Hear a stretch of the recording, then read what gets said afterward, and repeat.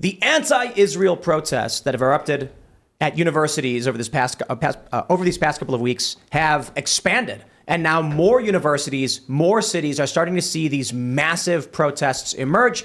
People are not too happy with the current state of Israel. But I think what's happening is as more police begin to arrest more protesters and generate more media attention, as Fox News and other cable outlets plaster this story all across television, more people learn about it. And just like Occupy Wall Street, the movement gets bigger.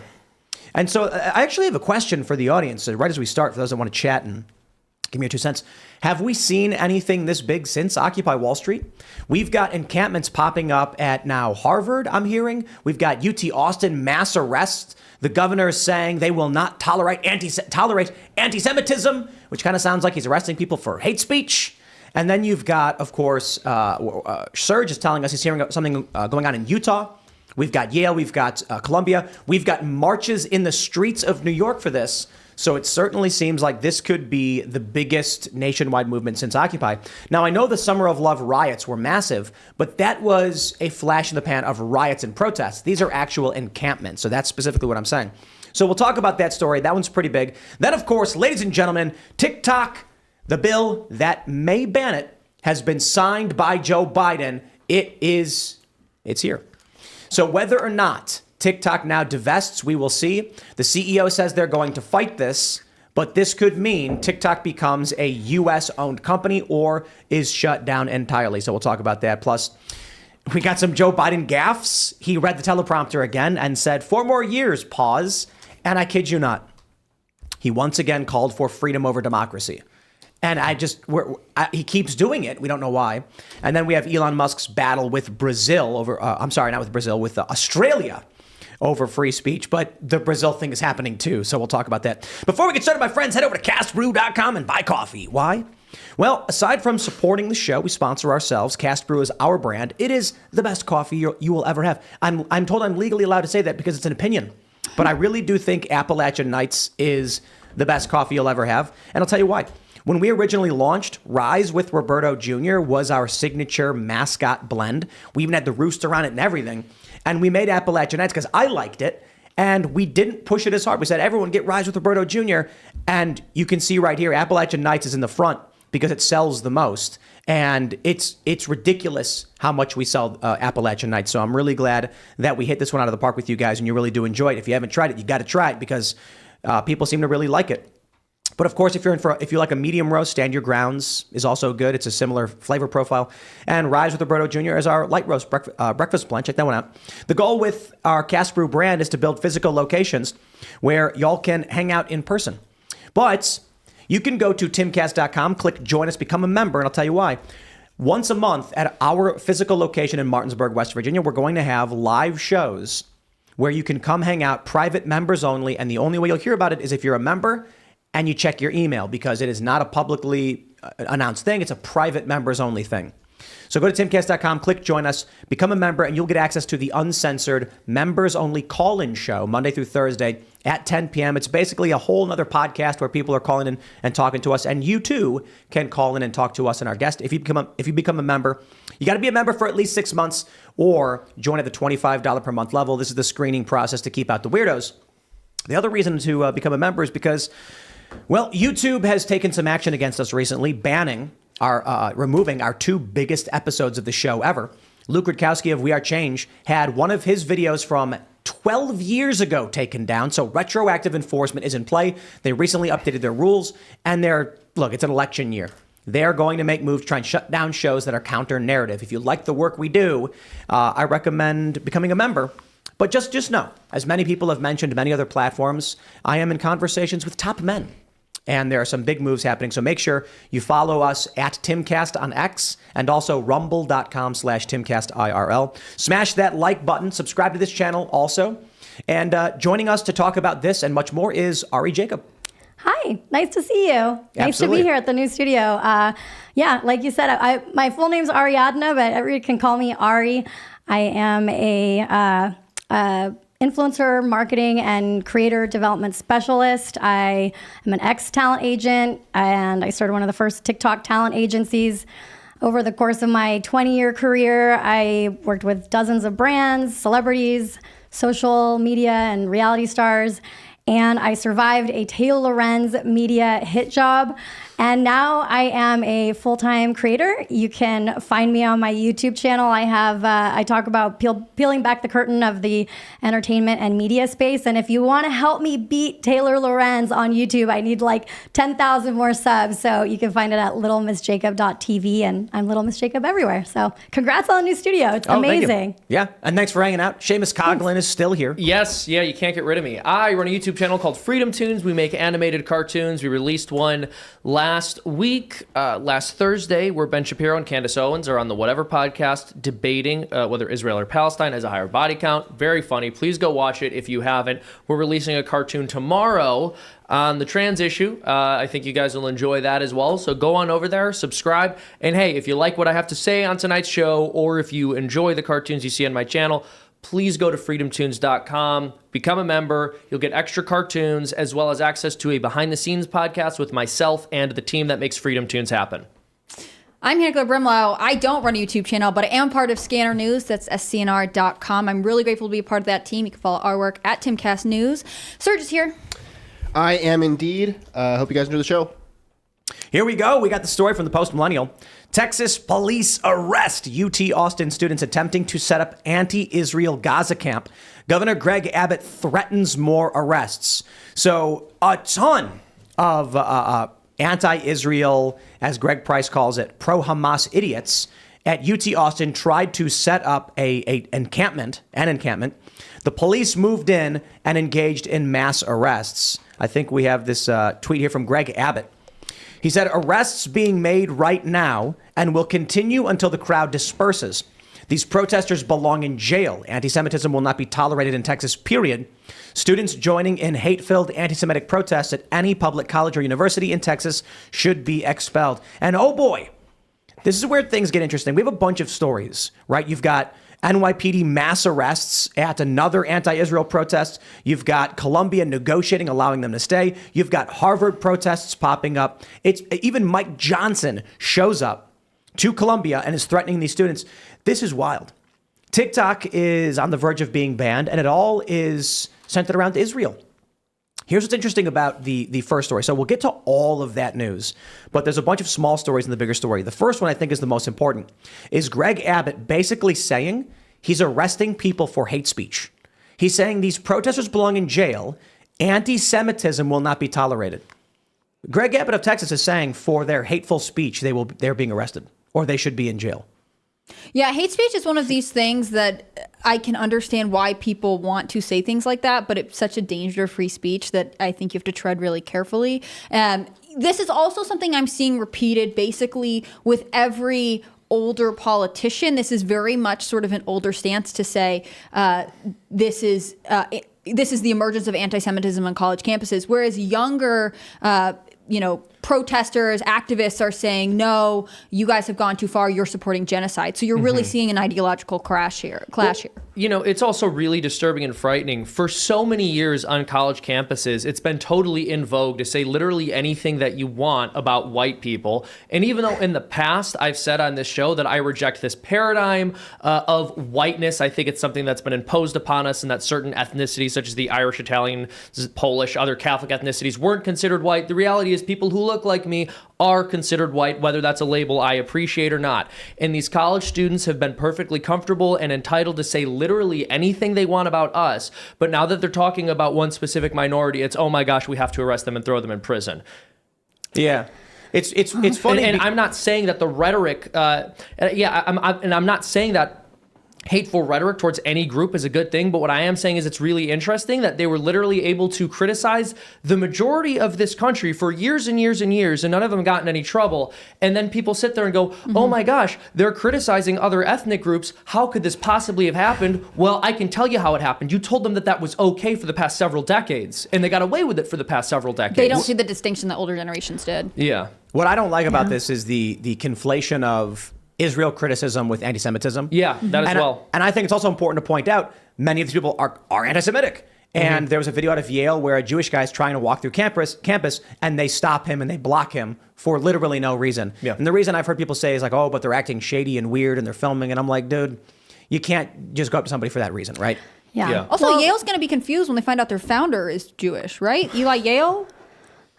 I could be wrong there, but I don't like, know about that. One thing that I've just seen culturally and working with young people is that we've gotten into this habit of feigning victimhood. And so what is the difference between really being threatened and having your feelings hurt? And what people are seeing is that if they are, if they do the feigning victimhood very well, then, and it works, then they just keep doing it over and over again. So I don't know, it does get into that freedom of speech thing. It's like, are people really are they scared for their safety or do they just not like what other people are saying? Like there was a story of the kid that, I think he said that somebody was an illegal alien in his English class and the Mexican kid, I'm from Mexico. I moved here when I was 2 and that illegal alien joke was a joke back then. I'm just fine. I survived it. Well, this kid didn't make a joke. The kid in school was asked to write about aliens, and he said, "You're talking about illegal aliens or space aliens?" And they were like, "How dare you!" Right. dude, right. I'm totally But wrong saying, about Yale, by the way. I just fact checked myself. Oh, okay. But anyway, yeah. So I don't know. What do you think about it? So here, what's going on in Texas? Look, if Greg Abbott wants to arrest people because they're trying to occupy a public space, keeping other people out, and basically seizing territory to keep to create a Chaz Chop kind of situation, then he needs to say that. Because what he tweeted out right now is, you're not allowed to protest and be hateful at the same time. Yeah, words matter. Yeah, no. That's not okay, Greg Abbott. Like, if people want to march down the street and say what they want to say, even if I disagree with it, that's what free speech is. Yeah. I agree with removing these people, however. I don't think they should be at Columbia, and it's because they're setting up an occupation. Peaceful protests are great. But if they're taking over the common space from other people, and these videos come out where they're like, "We're going to link hands and then push them out," okay, you're shut down. Now you're occupying territory and taking it away from the people who were there first, and that's wrong. Did you see and the that video? shouldn't happen. I think it was from Harvard of people rushing onto the green to start setting up an encampment. I mean, Yeah. it is a intentional. Growing position, right? This is something that, I think you're probably the best one to talk about this with Occupy Wall Street, but it is something they want to set up a effectively satellite network at college campuses across the U.S., starting predominantly in the Northeast, where a lot of the colleges already lean towards a leftist progressive worldview. Yeah. Well, what is dangerous too is, and I saw this when the whole BLM thing was happening, I was managing all these different TikTok houses and I was totally unaware of politics, and the kids were like, this is cool to go and protest BLM stuff, and they're like, we want to put a banner outside. I'm like, just do whatever you want. I mean, if that's the popular thing, and what happens is if that becomes the popular thing to be anti-Semitic, just because people are getting clout or something by being that way. You were saying that you were called a Zionist.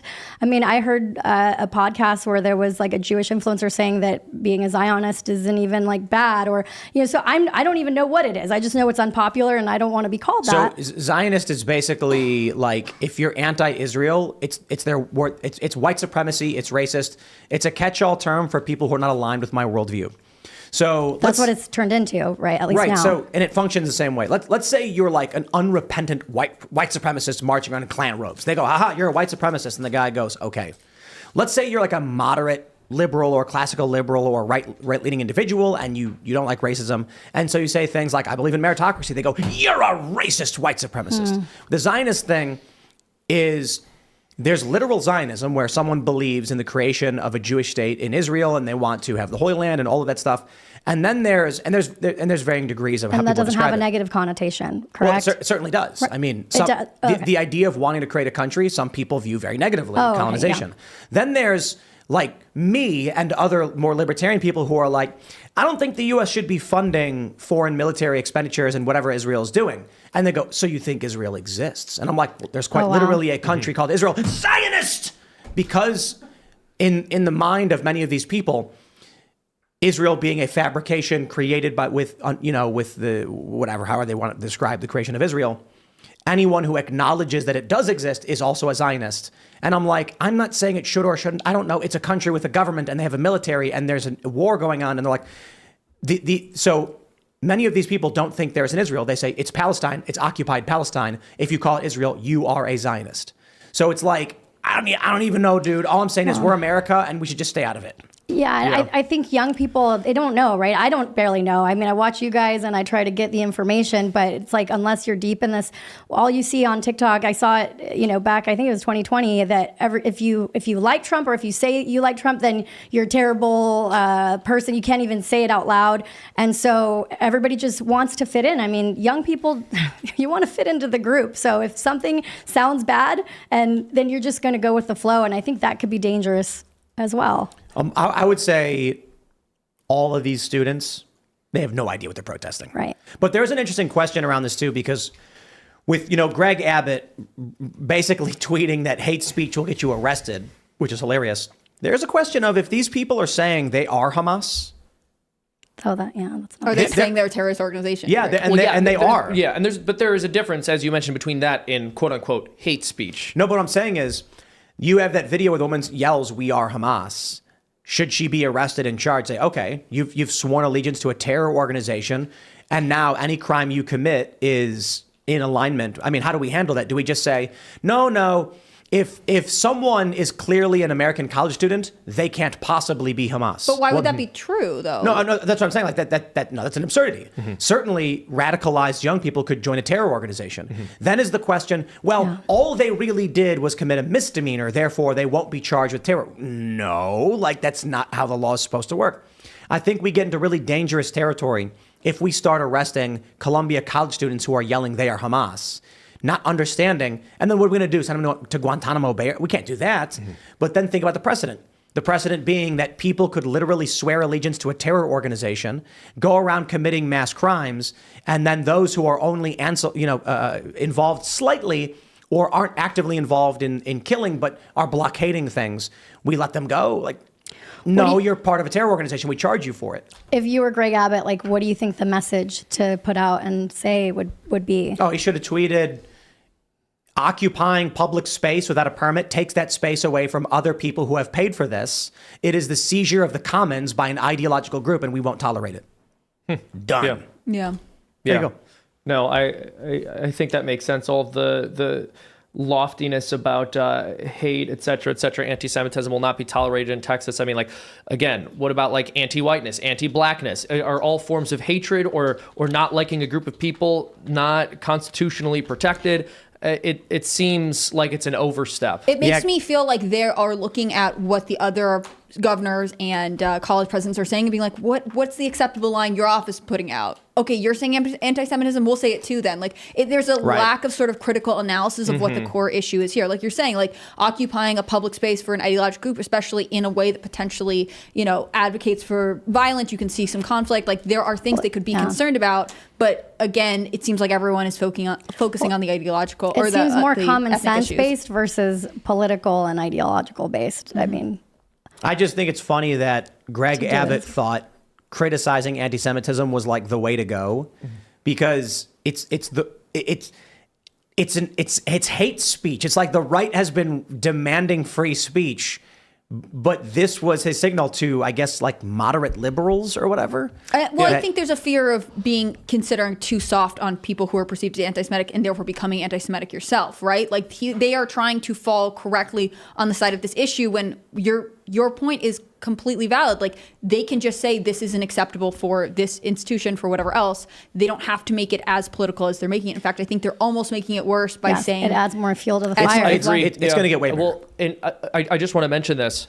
I think you're right that the right is kind of fumbling, and I won't even say the right. Conservatives and conservative politicians are fumbling by talking about hate speech, by talking about anti-Semitism, etc. I mean, there is an obvious strategic win here for conservatives that actually involves talking about our own country instead of other countries. When someone comes in here and says that they are Hamas, you go, okay, there are people in the United States of America saying that they're Hamas. Okay, if we're talking about affairs in foreign countries where horrific acts of violence are occurring, maybe that can be for us motivation to figuring out who's in our country, who's crossing our borders, what's going on here. No, we can't know that. Yeah, exactly. That would take all the mystery out of the Biden administration. Exactly. We have to be extremely intensely focused on what's happening in the Middle East. Mm-hmm. We shouldn't be focusing on what's happening at the border. I mean, I think the right to protest is really important.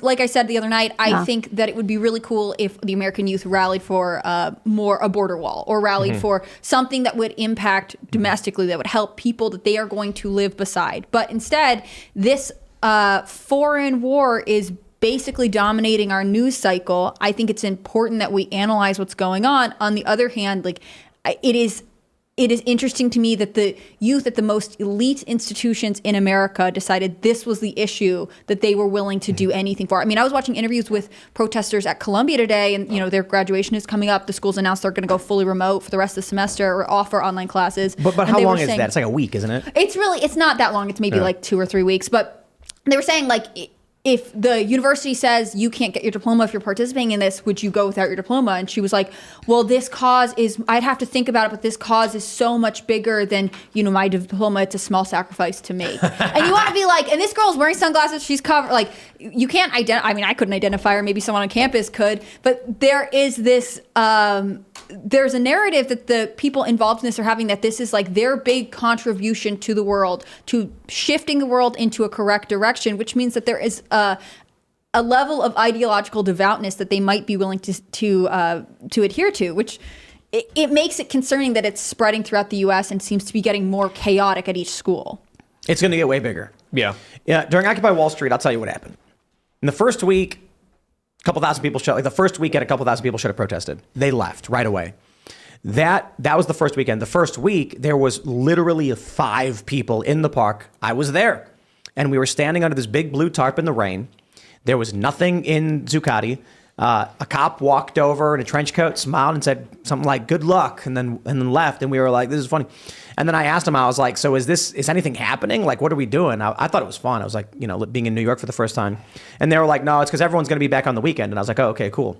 That next weekend, a bunch of people did show up, and there were big protests and big marches. There was no real tents or encampment. It wasn't allowed. And then during a march, Tony Baloney, they called him, Anthony Bologna, walked up to 4 girls who were not in the march and were standing on the sidewalk yelling, and sprayed them in the face for no reason. Oh, wow. And then there's a video of them screaming in agony. They were just standing on the sidewalk. And that video at the time was the most viral video in internet history. It got 1.3 million views in a couple of hours. So this is like... Well, I'm sorry, what college was that again? This was New York City. This is not a college. Oh, in New York right, City. Right, it's Occupy okay. Wall Street. Okay, right. So this is on Broadway, where this took place, just outside of Zuccotti Park. And after this incident, this video goes massively viral.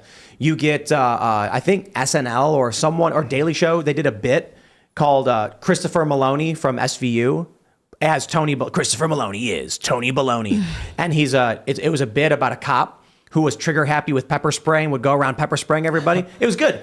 But that video goes viral, and then all of a sudden Occupy, which was a New York protest, turned into a nationwide thing.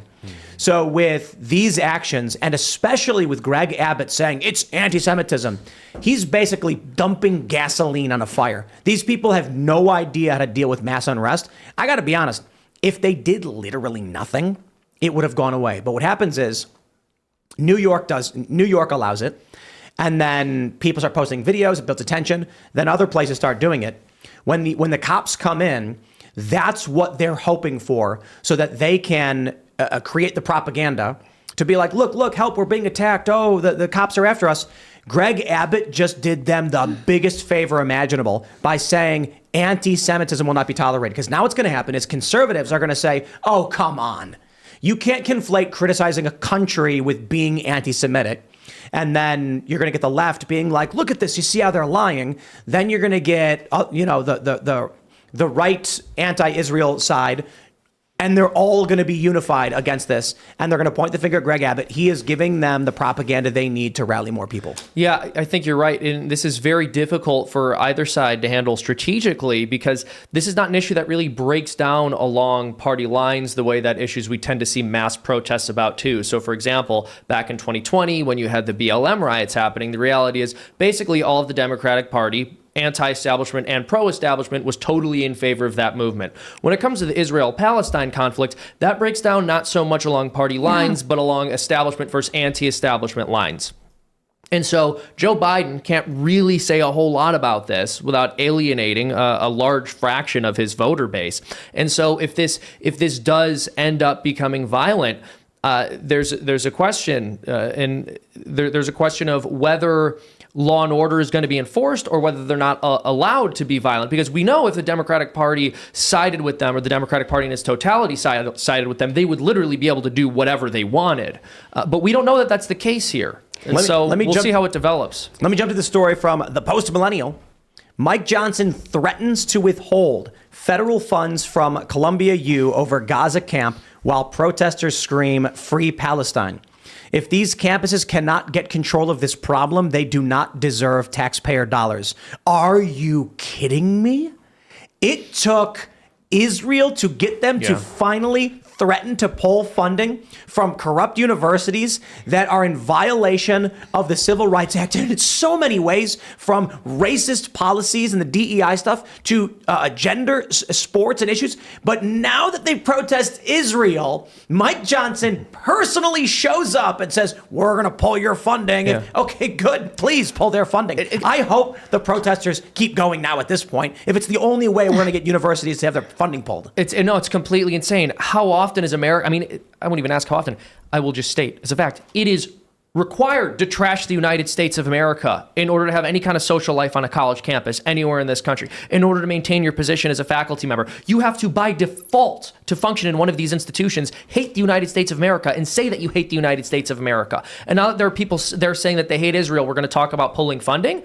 These people have said they hate America for decades. What was done about it? The deep state must be reeling right now.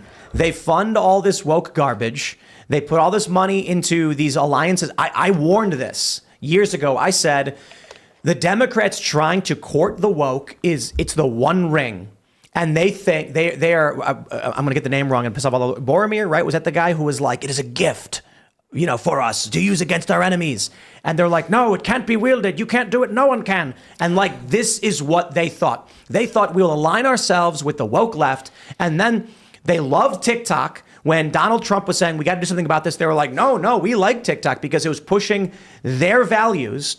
And now that TikTok is pushing anti-Israel, and the young people are now staunchly anti-Israel and rising up in massive protest, now they're trying to pull funding from universities. They are reaping what they have sown. They funded this. We warned them. They allowed it to persist when we called for it to stop. And now they're mad. I'm not going to cry about it. I've got no sympathy for them. I believe in America first. I think we should secure our borders. I think we need to bring back jobs into this country. I think we need better trade agreements. I think Donald Trump had it right. He brought auto manufacturing back. They wanted to get rid of him. They wanted all this garbage. They wanted the war. And now their foreign policy is being risked. I don't care about their foreign policy. Israel's a country that can defend itself. I agree with that, but I don't see why we're paying for it. So if these people want to have a peaceful protest, I can criticize them when they're nasty and they're mean to Jewish people, when they are, and that's fine. But Mike Johnson to come out now and be like, we're going to pull your funding, I'm like, oh, this is great. The deep state and the woke are fighting each other. I'm going to sit back and eat popcorn.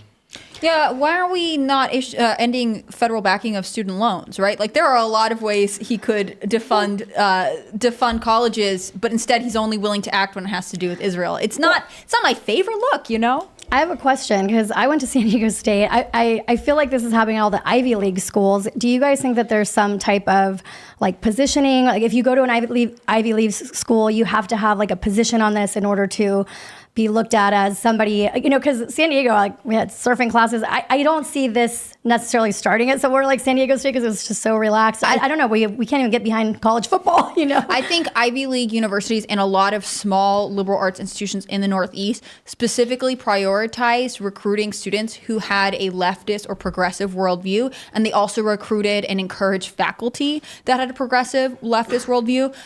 Anecdotally, I went to SMU in Dallas, in Texas, and I did have some conservative professors. There weren't a lot. Typically, professors are overwhelmingly left-leaning in America, and that is overwhelmingly, and that's even more true in the Northeast, which tends to already be a left-leaning region. And so I think it's twofold. I think it's that the schools thought it is it's a feather in their cap to have these students that are doing these things, and you march for abortion, pro-abortion, whatever in high school, and oh my gosh, you're for an open border. Great, this makes us look like we are this loving, welcoming institution. We are leaning towards the left ideology that not only do our faculty have, but now we're encouraging it in our administrators, and so it just became this echo chamber that did not expect. Right, and it's like if a pebble hits your windshield and it shatters. Right, they didn't realize that there was any way for this to fall back on them in a way that was negative, because they don't recognize that there are divisions within their own ideological culture. Well, and I think what you were saying about the BLM thing in 2020 being popular, like I remember Logan Paul jumped on it and all these influencers jumped on it because it was like, well, what's so bad about we just don't support racism, and that's okay. There was a girl that I spoke to, her name is Lanny Sarem. She, I think it was 2017 or 2018, when the whole BLM thing was pretty big. She wrote a book, and it was on the New York Times bestseller list, but it knocked down the #1 book, which is like a CRT book, a BLM book, and they took her off the New York Times, said she did shady practices. She's the only person to ever be taken off the New York Times bestseller list, and it destroyed her life. I mean, she told me she can't get a loan because people say she's a scam artist. And I mean, we already know, I think Abigail Schreier that wrote the book about the trans stuff, that they won't put on the New York Times bestseller list. Anyway, my point is that, that was, everybody went after her because it was like, well, you must be racist because you knocked off the CRT BLM book, but she didn't do any of that, so but it was so much easier for people to jump on that trend. And the New York Times bestseller list is biased anyways. I could be wrong, but it's not like generated they play all sorts of games. Yeah, it's not like they calculate the sales and say, oh, you've jumped. And she explained it to me. In fact, I just wanted to say that the way the New York Times leaves its bestsellers leaves me speechless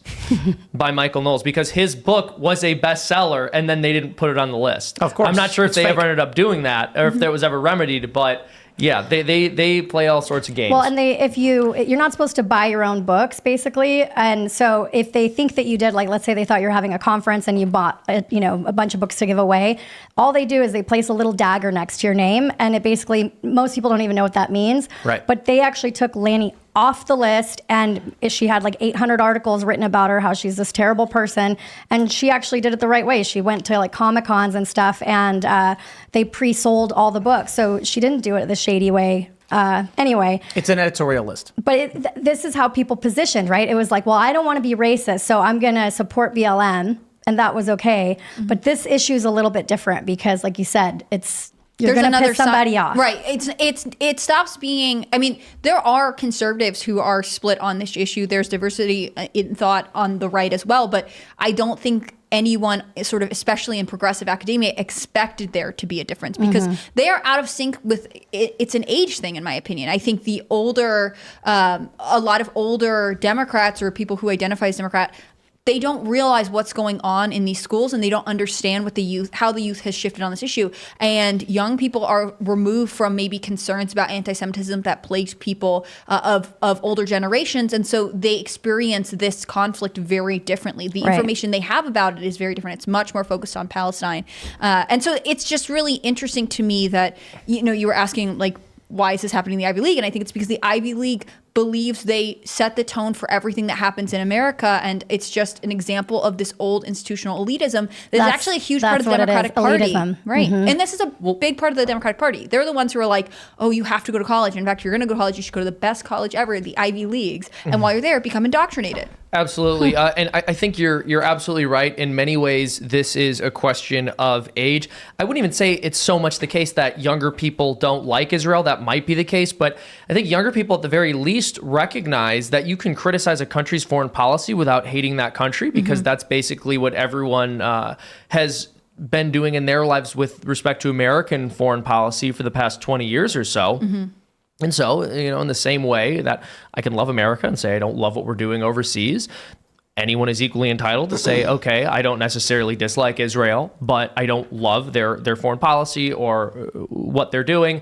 And so, yeah, I think you're totally correct. This is very much an issue of age. Well, It's and an I issue of think- outlook. And also on top of that, I'll add this, people recognize there's like a third layer of not only can you criticize a country's foreign policy without disliking that country, but even if you do dislike that country, that does not mean that you dislike the dominant ethnic group within that country Right. and harbor some kind of racial hatred towards them.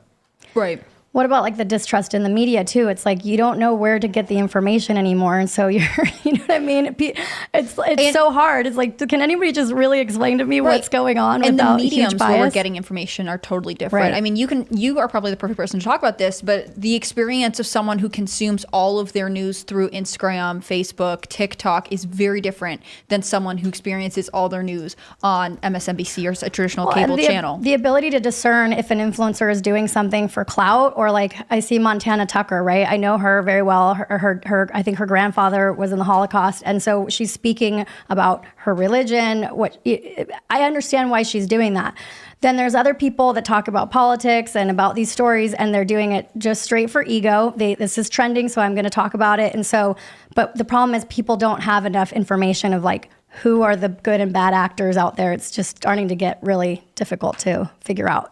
Do you think more influencers are moving into the news sphere to try and like capitalize on a election cycle or something like that? Well, I'll tell you what, there's been a couple articles I read that conservative influencers are becoming more popular with brands. Like brands are actually willing to work with conservative influencers. And I think that has to do with the fact that, you know, it's not totally, career, suicide basically to talk about Trump anymore or talk about being a conservative. There's like the Full Send podcast, people like that.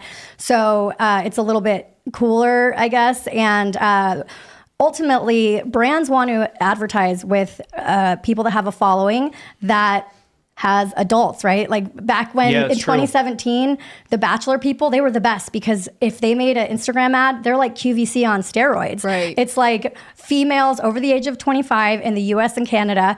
Jake Paul and Logan Paul, back when they were big, you have a bunch of 13-year-olds that don't have credit cards. So you want to have adult, affluent people that are following you. And because it's not so taboo to be conservative, I think we're getting there, that obviously brands want to advertise with those people. And so because of that, people are like, well, let's, jump on the conservative train. I want to jump to the next story in the saga. We had this from the Post Millennial. Harvard students erect anti-Israel liberated Gaza camp on campus. The story here is actually the video, which I think is really interesting. Take a look at this. Let's see if we can make it a little bit bigger. Running full speed, quickly, as fast as they can, trying to set up tents. The craziest camp out. Yep. Where is this? It's Harvard. Oh my gosh. The more media coverage there is of this, the more it will spread to other parts of the country. But I also want to show you this, and this gets into this image. I think gets into the heart of what we're seeing here, and why they're doing what they're doing. Ali London says Palestinian activist appears to realize she has made a big mistake as she verges close to tears as Texas police handcuff her. Take a look at this young college student. I don't know how old she is. Maybe she's a college student. Super young. Super young. And she looks very distressed as she's being arrested. She has no idea what she's protesting. She's only heard surface level things. She is now being arrested. And the response from conservatives and the police is exactly what the cult was hoping for. And I will explain very simply. She is now angry and scared, not understanding why she's being arrested or what she did wrong. She was told that she was fighting for the good guys. The police came and arrested her. Well, how can that be? She's a good guy. Well, it's because the police must be bad guys, right? With that fear and anger, when she gets out of jail, and she will overnight, and it'll be a slap on the wrist, they will then go to her, and not only will they say, see, look what the police do. The police are bad. You didn't even do anything wrong. You're fighting for justice. Aren't the police evil? They'll direct her fear and anger, which they instigated, into her siding with them once more. And then they will start to show her all of the posts from people on the right insulting her and laughing at her for being scared and crying, acting as though she had any idea what was going on. And they'll say, see, look how evil the right is. They're making fun of you while you were doing the right thing. That is how the cult recruits. So when they're storming campus, when you look at the comparison between the Summer of Love, Black Lives Matter, Occupy Wall Street, and the anti-Israel stuff, and you're like, wow, it sure is very similar. It's all just cult building. There's no moral issue they care about. There's a funny meme I saw where it's, you know the meme of the military guy putting his arms out, protecting the kid? It's the military guy going like this, and it's like protesters, and then the kid in the bed says the Middle East, and the bombs and the knives are still falling on the kid because the guy's nowhere near the kid. And that's a good point.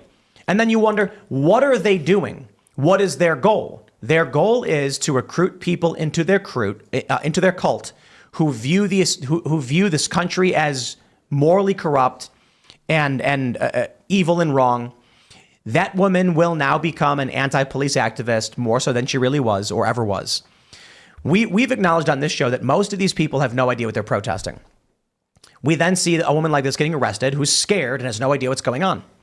The response should be not to make fun of her, but to be like, these people are tricking you to get you arrested, to make you angry, to entrench you in a world that will cause you harm.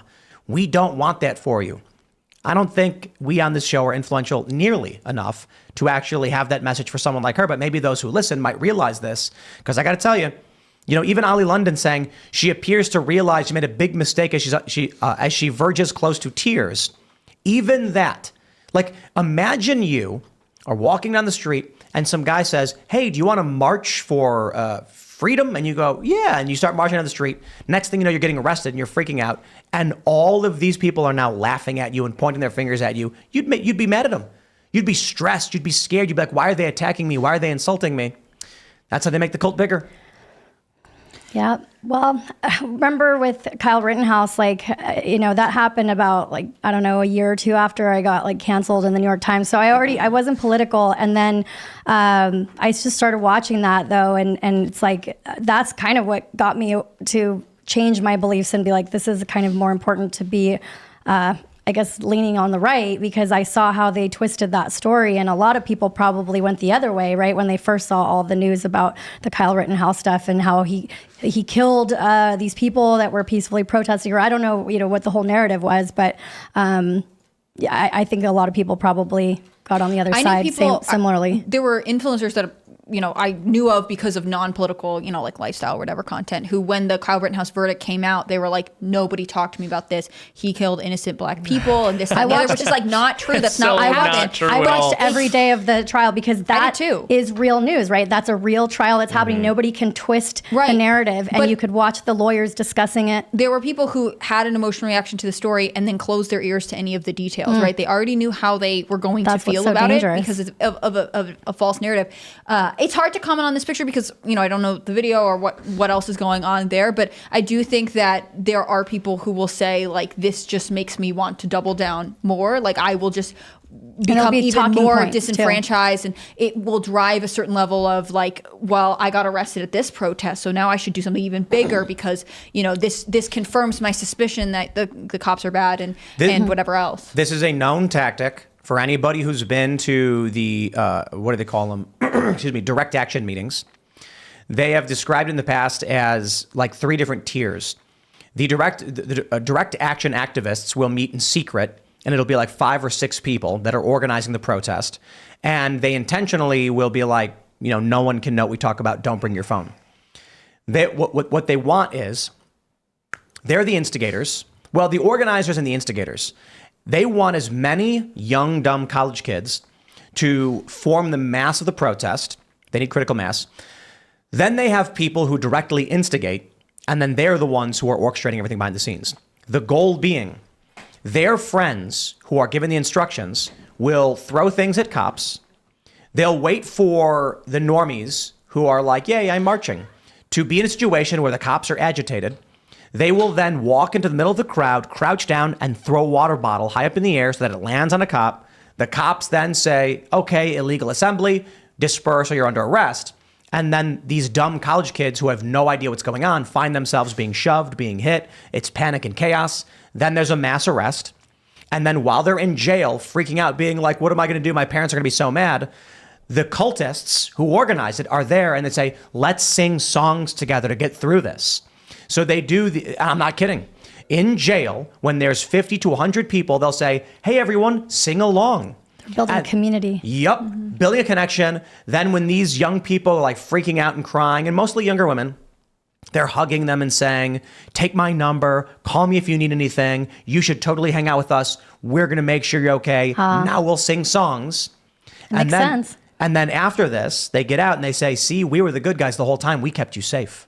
Yeah. Even though they were the ones who orchestrated the arrest intentionally to cause panic in these young people. Now, I want to say, for all I know, this chick punched a cop. I have no idea. You know what I mean? I don't know what she's being arrested for. I'm just saying. It is easy to manipulate people that don't have the experience or the background to also see how this is going to affect them in the future. Like when you're young, you think that you're the best, that nothing could happen to you. You could be reckless. And then when you realize that there's consequences to these things, you obviously are wanting the support group, right? You want to lean towards anybody that's willing to help you.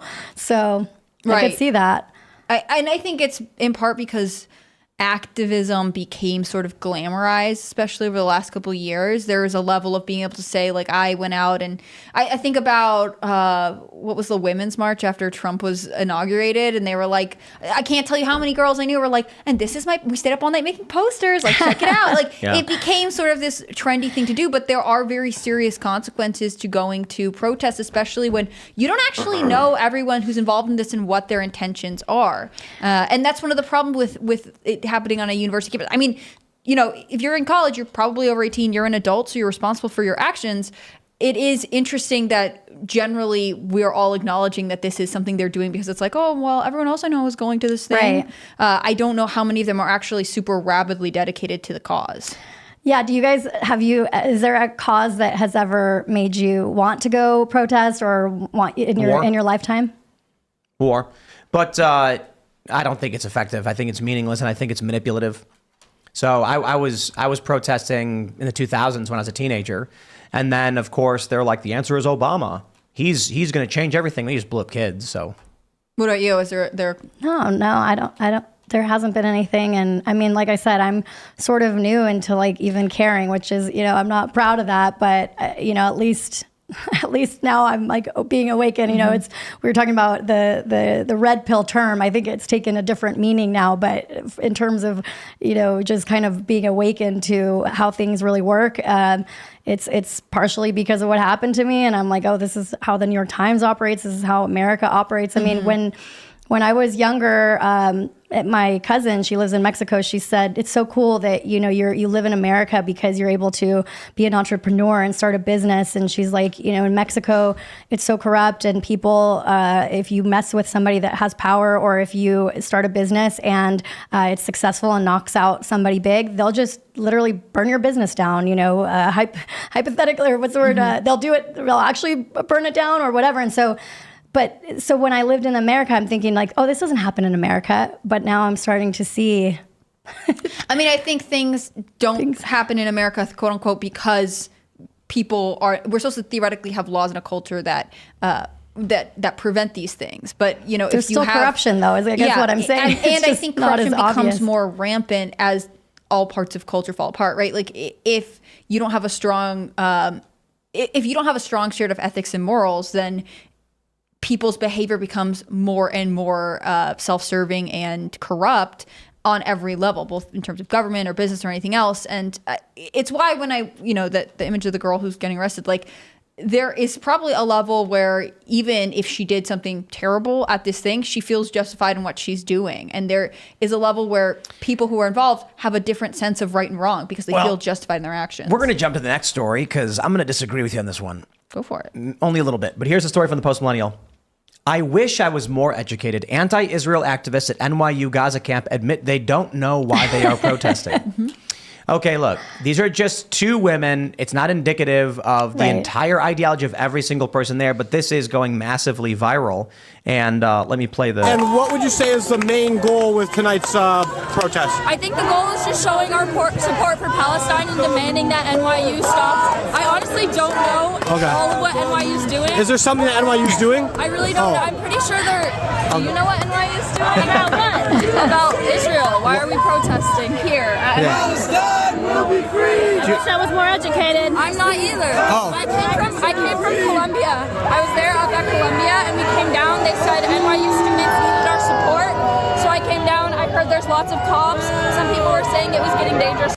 But does she know why Columbia's protesting? No, because they're not protesting anything. I know. It is the cause to latch onto, and bored college kids who are part of a cult come out and do this. That being said, there are legitimate criticisms of Israel that people have with how they've been handling the war, with whether they're going to go into Rafah or not. That I totally get.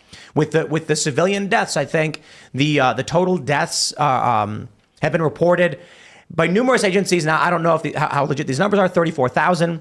And they lump civilians and militants in together. So I think one estimate is around 23 or so thousand civilian deaths. There's a lot of things you can be upset about, and you're allowed to be. You're allowed to be mad at Hamas. You're allowed to be mad at Israel. Those are okay. And there are people there who are. But most of the people there, I would be willing to bet, have no idea what they are there for. But like, this reminds me of like, remember those Jimmy Kimmel Man on the Street? They would ask you something like, who's the vice president?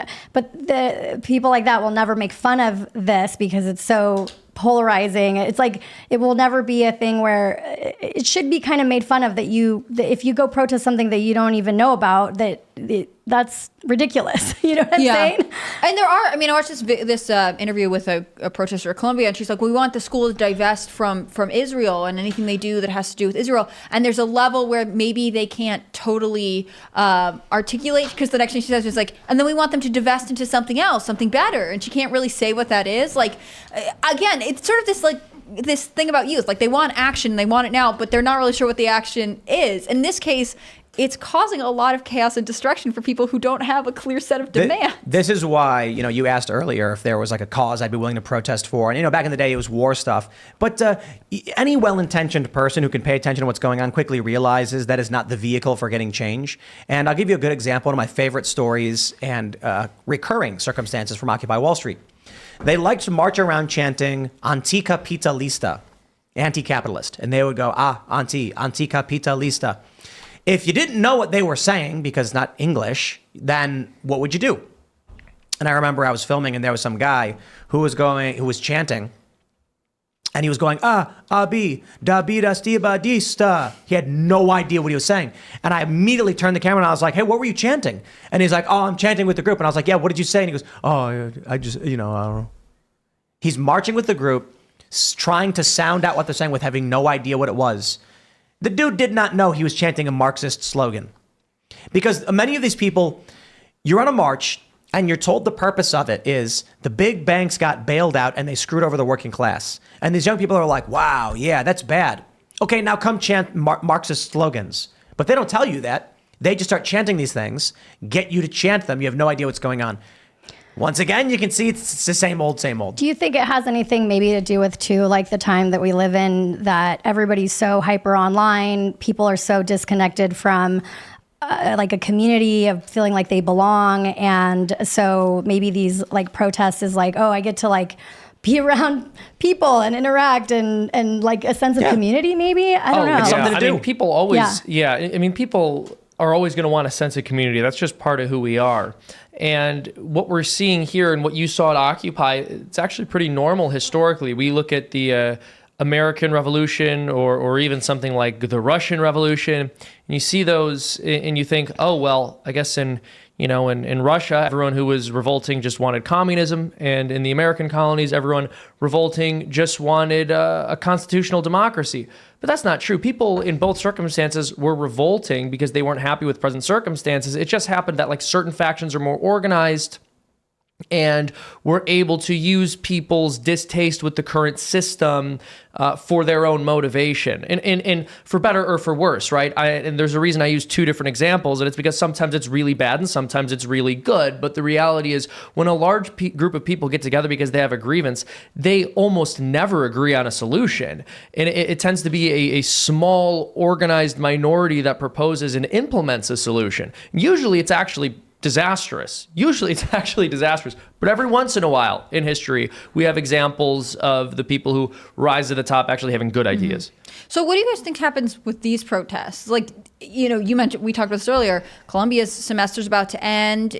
Theoretically, student population is actually dispersed from the campuses. They won't have the same critical mass that they do right now. Like, does this movement just sort of last through the summer, or is it going to be the next couple of weeks really intense and then go away? Well, I think what did Colombia has given them an extended deadline saying that they're allowed to stay. Yeah, they were initially, they broke down part of the camp, and then they're sort of going back and forth negotiating. Yeah, saying they're not going to call National Guard and they're not going to call NYPD to clear the Gaza camp. And it's already been over a week. I mean, NYU basically built a border wall around one of the places that they had, that protesters had assembled.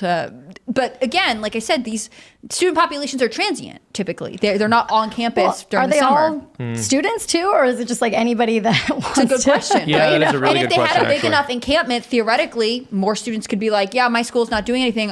I'm out for the summer. I'm coming to your encampment over at UT Austin or whatever. There was an interview on Fox where they asked some guy about what he thought. He was a Columbia student. He's like, I don't know enough about any of it to have an opinion. I just think it's wrong that they're arresting protesters. And it's like, there's the virtue signal. Even the people there who are like, I don't know what's going on. No, this is the student body. If you speak out against them, you have shunned yourself at this whole university on TV. So yeah, you don't do that. You don't. That being said, I don't see Columbia deciding to eliminate their customer base. If they this is it's not so much like, you know, with Occupy Wall Street or BLM, you have protesters in an area with an autonomous zone or something. They have to make a decision about whether or not they want the political backlash, whether or not it's going to escalate the protests, who knows. These are Columbia's paying customers. So what do? Do you kick them out and then lose paying customers? Interesting. What do you think about Bill Ackman and the stuff that he, like, I guess they were like exposing certain students that were on a list or something, or that had put their names on a list. Do you guys know about that or no? Yeah, there was a letter that was signed a while ago. I think this was last year. Right after the attacks in October. Yeah, right. And it was a letter in support, effectively, or it was critical of Israel, and I don't remember the exact details, but I think it had support for Palestine conflated as support for Hamas. It may have overlapped. And then these billionaires basically said... They outed them, right? Or they outed the people that signed it? Oh. No, the people who signed it publicly signed it. Oh, okay. They said, we're now no longer going to hire any of you. That's right. And then That's they all right. panicked and started apologizing, saying we didn't realize what we signed. I guess it comes down to what is the accountability for the people that are doing this. If there's no accountability, or if they're actually doing something bad, then nothing will happen. You know what I mean? Then nothing will happen. Or if people actually went BLM, they were like burning things down and all that kind of stuff, and there was still no accountability for that. What do we do about this? Do we first of all, it's Columbia, so I'm kind of like, Columbia can do what Columbia wants. If people who go to the school are being discriminated against, and it's overt discrimination, then I think we've got a civil rights violation, and then that actually becomes a matter which the public gets involved in. Right. But if Columbia has private grounds where you can pay to go to Columbia, and then they decide to do what they want, I will just laugh. I have no sympathy for the people who fomented this. You know, you've got that one professor, that Jewish professor, and I'm just like, look, man, y'all are part of these institutions that have pushed this ideology while we've been screaming, stop pushing this ideology. And now they're like, oh no, I've caught fire with the thing I've been creating. Okay, sorry, I guess. Good luck. Yeah, it's again, like, I think these institutions are really seeing the fruits of their labor, so to speak, right? Like, they specifically wanted and encouraged left-wing, progressive, even at times radical ideology in faculty, students, and staff. And at a certain point, they are now facing the product of their own making. I think one of the things that I'm curious about, and again, for me, it's really interesting that all the semesters are coming to an end, and what will this turn into? Because I think I wouldn't be surprised if the conversation behind closed doors among administrators is, we just kind of have to wait this out until they move out for the summer. Yeah. Unless the administrators are like, it's really good this is happening. Let's not let anyone realize how much we hate Israel too. Right. I think there are professors that have come out in support of these protests. Like, it is internal chaos. And for me, because I think the university system is really off base of what traditional universities should be, it's sort of good to have them have to re-examine their priorities and their own standards for one another. I just don't know that this... I just don't know that people who have created and cultivated progressive academia have ever considered the fact that they would eat themselves one day. Let's jump to the next story. This is big news. From NPR, President Biden signs law to ban TikTok nationwide unless it's sold. And it wasn't just that. The bill also gives $95 billion in aid to Ukraine, Israel, and Taiwan. You can't do anything without giving billions of dollars in aid to Ukraine. It's crazy how they're all linked, you know? Exactly. Yeah, that'd be funny. There's It's like nothing. we have a bill to provide school lunches to children and give $7 billion to Ukraine. It's everything all the time. And then when you vote against it, they're like, so you don't want kids to eat lunch? Exactly. Crazy. Exactly. Well, Is so this the same bill that was like last month? It was passed through one. Yes. Okay. And I didn't hear was that some- much about the Ukraine and. Well, they added they put them in added one. it? Yeah, Oh, they put them okay. in one bill, and that was to basically guarantee all these things pass because Congress is corrupt and it's what they do. But the component we have here is that TikTok will now be banned unless it's sold. And so this is really funny. I love this. So the reason why TikTok is facing a ban is because of Israel. It's because a couple of years ago, Donald Trump wanted to ban TikTok because it's pushing far left ideology and things like this. But the argument was, it's stealing your data, which, I mean, it's taking your data and it's giving it to the Chinese Communist Party in essence, I suppose. And the Democrats were like, no, don't. We won't ban it. The Supreme Court blocked it. Then October 7th happened. And a bunch of content was pro-Israel on TikTok. And then a week later, it shifted heavily into pro-Israel. Many suggested that meant there was an algorithm. It was weighted. It was pushing pro-Palestinian content. Or it could have been organized groups were manipulating TikTok to do this. All of a sudden, Democrats now get on board with banning TikTok. Why? Well, donors started calling them. I mean, this is all true. This is all public knowledge. It's in numerous interviews. Large donors who were Jewish and pro-Israel. So even evangelicals were calling we're calling Democrats, not TikTok, and saying, why are you allowing this app to indoctrinate young people in this way? Democrats then got on board. But my favorite thing about it is all of that is public and true. And it's like I've tweeted it probably 12 times. But these Israel derangement syndrome people are like, whoa, look at Tim. He's waking up. He's figuring it out. And I'm like, maybe you should have watched the show when they literally announced it. 'Cause that's exactly what we said when we had the news. But this could mean the end of TikTok. And I'm for it. Don't care. Sorry. Let me show you this tweet from Nuance Bro. He says, I'm going to be petty about this. TikTok banned me about 2 years ago. It allegedly wasn't even due to my content. They apparently thought I was someone impersonating myself or something. I offered to do whatever verification they needed so they could verify that I am indeed myself, but they refused, and they said the decision was final. Pretty sure they just look for any excuse to ban people that aren't leftists. But at the end of the day, it's looking like I'll get the last laugh. If they didn't ban me, maybe I'd join others in calling for TikTok not to get banned. But they want to engage in some of the worst censorship of any platform and then cry about the government doing the same to them. Sorry, I have no sympathy. And I actually agree with Nuance Bro. Now, Lisa Reynolds, who actually works here, says this might be a low IQ post laughing emoji, but Takes one to know one, Lisa. but I'll stress, Timcast IRL was banned, and it was because in one segment we were discussing data that showed women in the workplace have the highest rates of depression for all female demographics. So like single mothers, married with children, and married with children in the workplace, not working.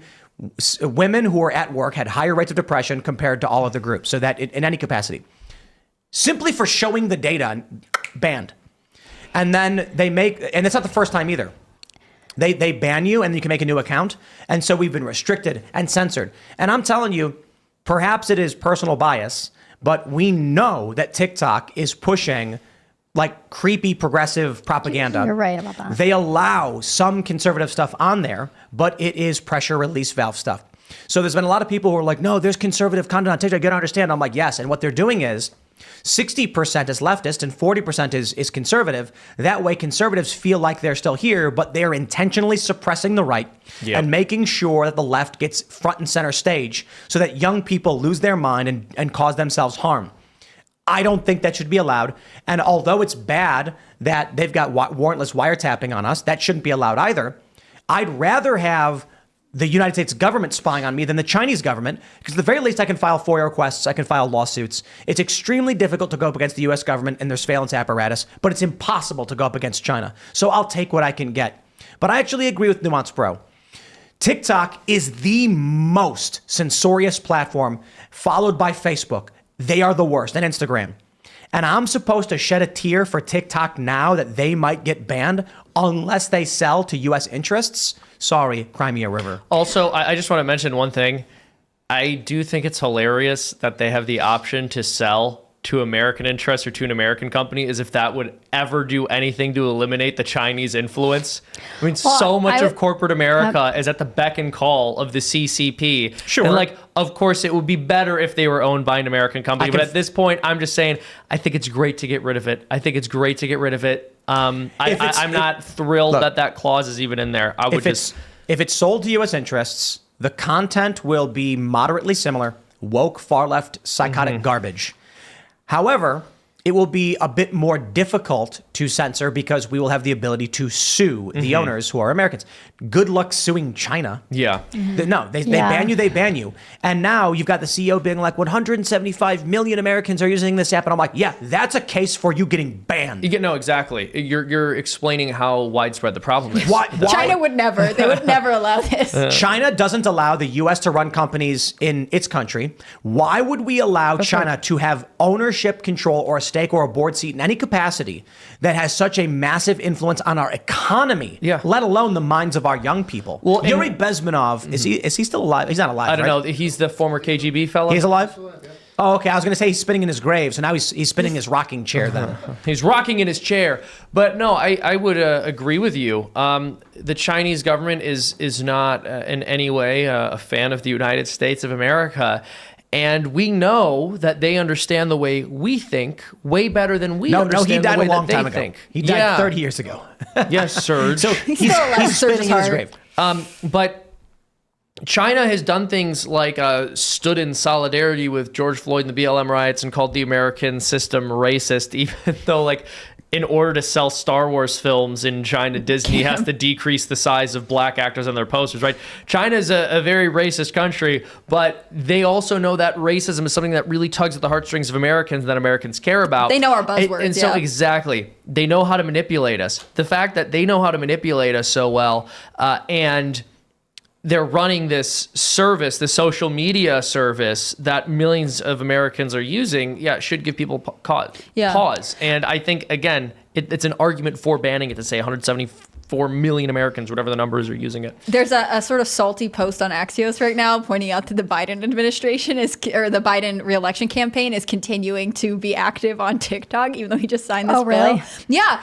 It's one of these things that, we talked about Palestine a little bit, and there's a division between young left-leaning or progressive voters and older left voters. But I almost wonder if being the president that banned TikTok is going to be just another way that Biden loses the youth vote right now.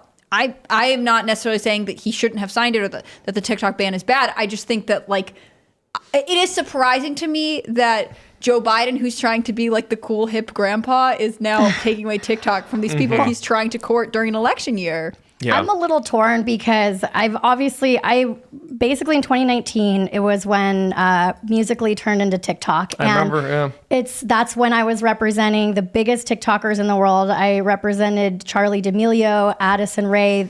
Charlie, I think, and her sister make $17 million a year. And they were just high school kids that basically blew up overnight. But to see how quickly TikTok has become drunk with power, it seems like. I remember in 2019, they were just so happy if I referred them a celebrity that would get on, and they would verify just about anybody.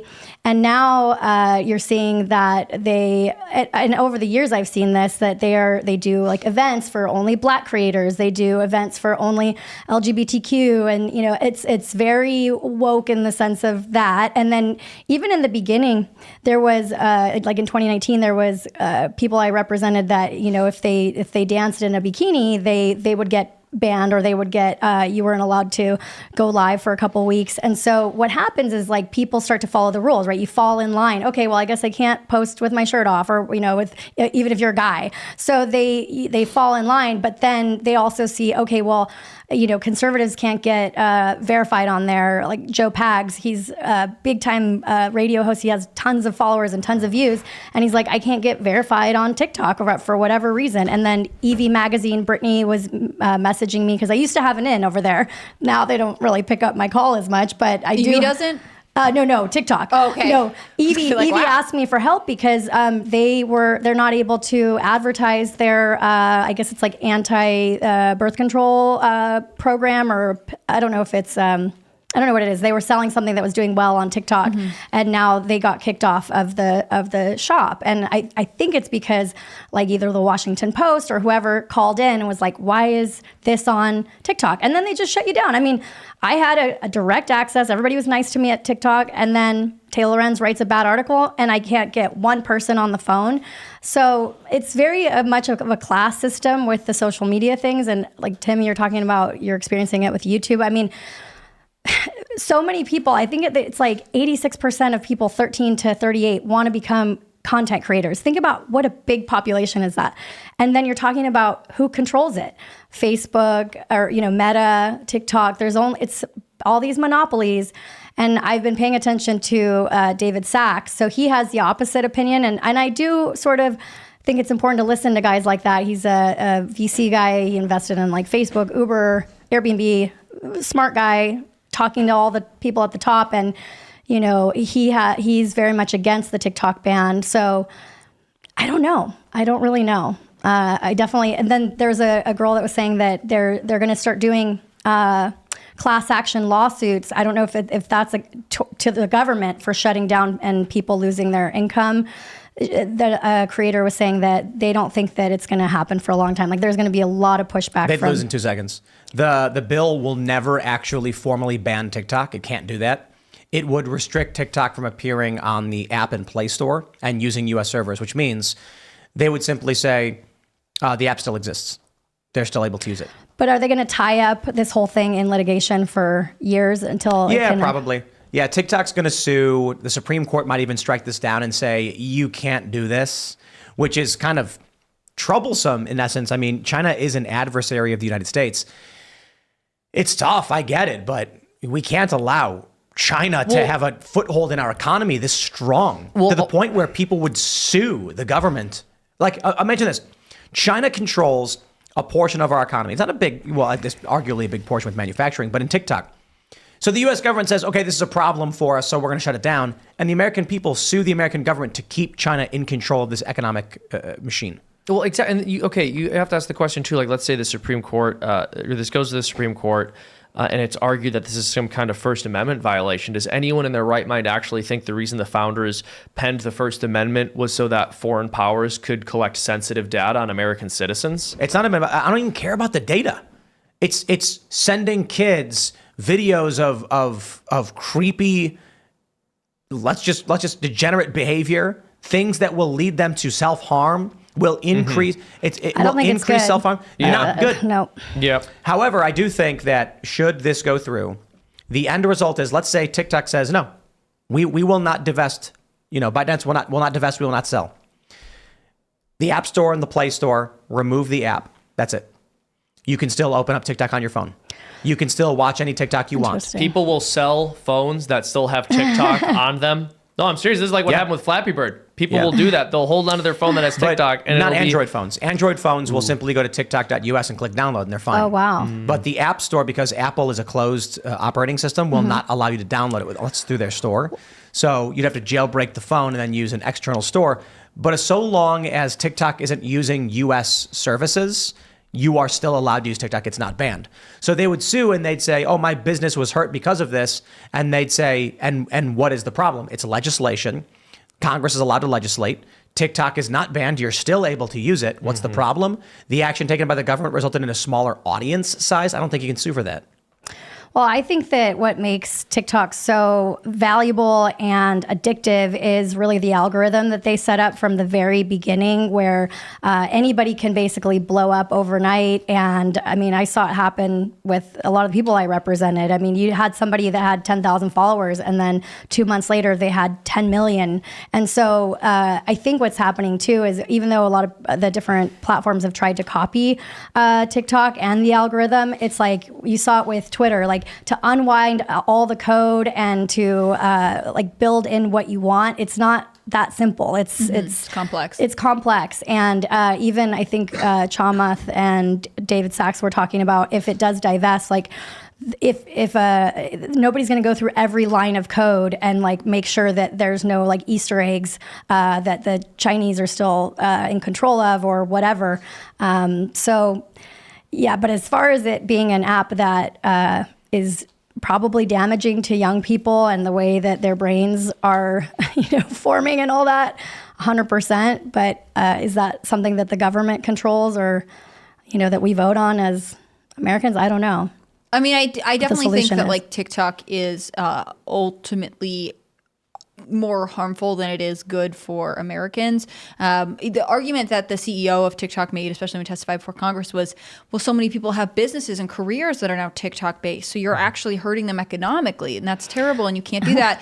The fact is that we have other forms of social media. If you wanted to be an influencer, most influencers aren't just only on one platform. And the funny thing is, if you look at the, I think it's TikTok creators Instagram, they were trying to like get people to like call your local congressman or senator They or whatever. lobbied people. And all the comments were like, "We don't even like you guys. Don't take care of us anymore. You don't pay us." Like there was so many influencers, like big accounts. They were turning their back on TikTok, and so, is YouTube going to become more powerful? Meta, if it does get just shut down? Yes. But does that give people opportunity to start new things? Twitter. So the funny thing is, if someone made a social media app right now and just gave everyone fake followers, they'd all be like, "Oh, TikTok's dumb."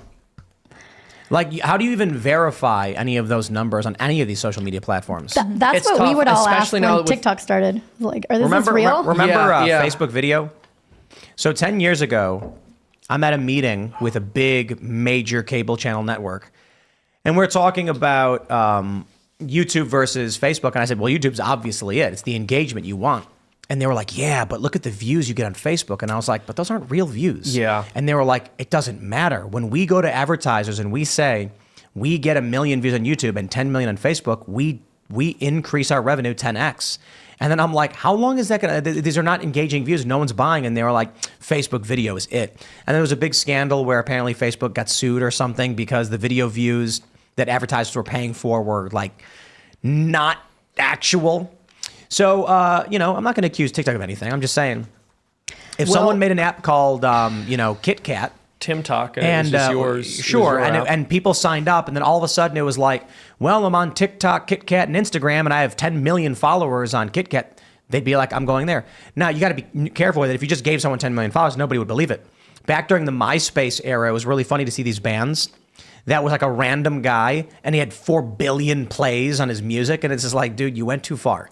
You want to give yourself like 10,000, so it looks like you're an up-and-coming band, and then you get the opening act on a tour or something. But if you put multi-platinum, like, I guess he's going to the club to pick up girls or something. Good luck. Yeah. Well, and it's really troubling because the way you would usually be able to tell whether the views were authentic was engagement. There's just a certain ratio. You're going to get a certain number of comments per actual view. You're going to get a certain number of upvotes and downvotes per actual view. If a video says it has, 100,000 views, but then there's 5 likes and 2 dislikes, well, it's probably not Something's genuine. off, yeah. But now that we have AI and these bots are going to be able to be more sophisticated, they'll be able to much more easily fake engagement. You used to be able to fake views, but not engagement. Now you're going to be able to fake engagement. I'm going to give the shout out to Dave Kroos in the regular chat. He says, Facebook contributed to the Arab Spring. TikTok could do that here. And that's true. And that's why a big reason why it's a national security threat. Whether you agree or disagree doesn't matter. The Arab Spring was largely organized through Facebook and Twitter, particularly in Egypt. I believe the woman's name was it Asma Mahfouz? I could be getting the name wrong. Used Facebook to organize people to come and protest against the government, and it toppled the government twice. So if China has an app with this much influence in the U.S., well, good luck, I guess. You're going to become a vassal state to the Chinese Communist Party. Good luck. Well, isn't it funny that when social media was used to incite the Arab Spring, you had political leaders like Obama just praising social media platforms as these uncensored paradises and basically suggesting that this is the way for the future. And as soon as those same platforms use it, I'm not talking about TikTok here, but Twitter, Facebook, generally speaking, and particularly Twitter, now that Musk is in charge, now that they're being used to like give Americans a voice to speak up against our government. Now they're dangerous. Now they need to be shut down. Now we have to be very concerned about what's happening on these platforms. Yeah. I mean, to be fair, American platforms are all kinds of messed up and nefarious too. But I think the added element of a foreign national government that is directly, that has ties to the company's operation is just a risk I'm not willing to take. I think TikTok is so interesting because I think it maybe really spurred influencer culture and social media dependence, especially for business, in an unusual way because it blew up during COVID. You're absolutely right. I mean, that was really the reason. The reason Taylor Lorenz, in my opinion, wrote the bad article about me was because at that time, there was no entertainment happening in Hollywood. Everybody was locked in. And so I had a bunch of social media stars. And so I had a golden nugget that everybody wanted. And so her talent agency, my opinion, that's why she went after me, because I had something valuable, which was these influencers that were creating content on TikTok. But I don't know. Do you think that these people are allowed to turn up the volume or turn the volume down, right? They're allowed to say, you're not allowed to dance around in a bikini. And I'm not saying there should be more censorship, but is there a reason why you think that they're not turning down the volume on, let's say, anti-Semitism or, war? I don't know. They decide what they're going to put on all platforms. You even look at Elon Musk, right? The ADL goes after X. Elon travels to Israel. He comes back. He says, we're going to take this seriously. The U.S., I don't think actually cares about Jewish people or black people. I don't think they care about any of that. I think they care about military policy. And Israel is a key component in U.S. military policy in the Middle East. And so they're just like, we can't allow sentiment against this. But they're losing that because of TikTok. So when TikTok allows for this massive, it really is simple. When X allows criticism of Israel or anti-Semitism, the advertisers come down super, super hard. What can you do to TikTok? Funded by the CCP or external sources, they don't care for the advertiser. They can do whatever they want. They can't control it, so they have to stop it. I don't think the issue is Jewish people. I think the U.S. is concerned that we are going to have a youth, the sentiment in this country among young people is anti-Israel. I tweeted this. I think support for Israel is done. You've got the MAGA side, which is anti-interventionist, many of whom deeply support Israel, but are like, but I ain't paying for it. And then you have the left populists, which are just like, Israel's evil and they don't want to pay for it. Give it 20 to 40 years and U.S. military policy in the Middle East is flipped on its head. Massive advantage for China and Russia and the BRICS nations. So the deep state is between a rock and a hard place because, well, they supported it. They ignored the problems. They're super arrogant and they reap what they've sown. But so the platform, though, is able to say, for example, if you talk about gender ideology, you're walking on people have gotten suspended, banned, right, on YouTube because they talk about the gender ideology situation. And so does that then make it so more people are, so one side basically of the argument is silenced and the other is allowed to grow and be the popular thing, right? That's the point. The fact is we're giving the platforms the ability to shape culture in that way because so many people want to be content creators. They say, we got to follow the rules. So we're not allowed to criticize gender ideology and that stuff because YouTube says we're not. That's where I think it gets dangerous because who are the people pulling the strings at the platforms? If I were going to rank the platforms in terms of free speech, you could certainly, it depends on how reductive you want to get and how small you want to get. Gab, for obvious reasons, has a really high free speech rating. Minds.com does. In terms of the big players right now, Rumble is probably the best, followed by X. And they go back and forth a little bit, but I do think Rumble is substantially better than X on free speech. X, for instance, has a misgendering policy, so it's like, what do you do? YouTube actually is not as bad as a lot of people claim it. Not to claim it is, but it is a massive leap. You go from X and Rumble, and then you're in the gutter of censorship. So I will stress, YouTube is very bad on censorship. They're very, very bad. I'm just saying, people think YouTube is like, oh, YouTube's so bad, they're doing this. YouTube's bad, agreed. Facebook is insane. TikTok is the worst. TikTok will censor you in 2 seconds for no reason, just because they're like, my assumption is behind the scenes, if you run afoul of their narrative, they don't care. They don't need to abide by any of the rules. There's no contracts, and nothing you can do about it. They ban you and they laugh. Yeah. Facebook at least has to contend with U.S. lawmakers and lawsuits. Facebook is the next worst. And then I would say Facebook and Instagram, and then YouTube. And so if we were doing like a scale of like 1 being the worst censorship platform and 100 being the best platform for free speech, Rumble is probably like a 93. X is like an 85 or 80. Right. And then YouTube is 23. Facebook is 15. Instagram is similar. And then TikTok is a 2. 2 years ago, I got banned for a month for going live and just explaining the lawsuit against Taylor Lorenz in the New York Times. And the reason was for harassment and bullying. And I'm like, what? Let me jump to this story. This one's funny from NBC News. Meta stock plunges 15% as company plans to invest heavily in artificial intelligence. I also want to shout out the typo in the headline there. I wonder if they fixed it yet. And nope, they still have not fixed the headline. So here's the funny thing. On TikTok ban day, you would think that Meta stock would skyrocket. Yeah. It's tanking. I think. Oh boy. I don't know what the estimated loss is, but it's massive. Actually, let me see if I can pull up the Meta stock so you can actually see the massive drop off. Here, take a look at that. Whoa. Yeah, that's a big dip. From 493 down to 411. That is massive. That's what, like almost 20% in a day? Is that what it is? Or the past 5 days? Oh, okay. So this is after hours. Interesting. So we're gonna see what happens when this. They're not giving us the actual numbers, but there were a lot of members of Congress who bought a bunch of Meta stock right before they all voted to ban TikTok. Yep. That's actually really And funny. so this kind of feels pretty good because, wow. I see all these reports and it's like, here's a list of members of Congress who bought stock in Meta just before voting to ban TikTok. And it's a lot of people and it's a good amount of money. And then when the ban happens, Meta stock plunges and I'm just like, Yeah.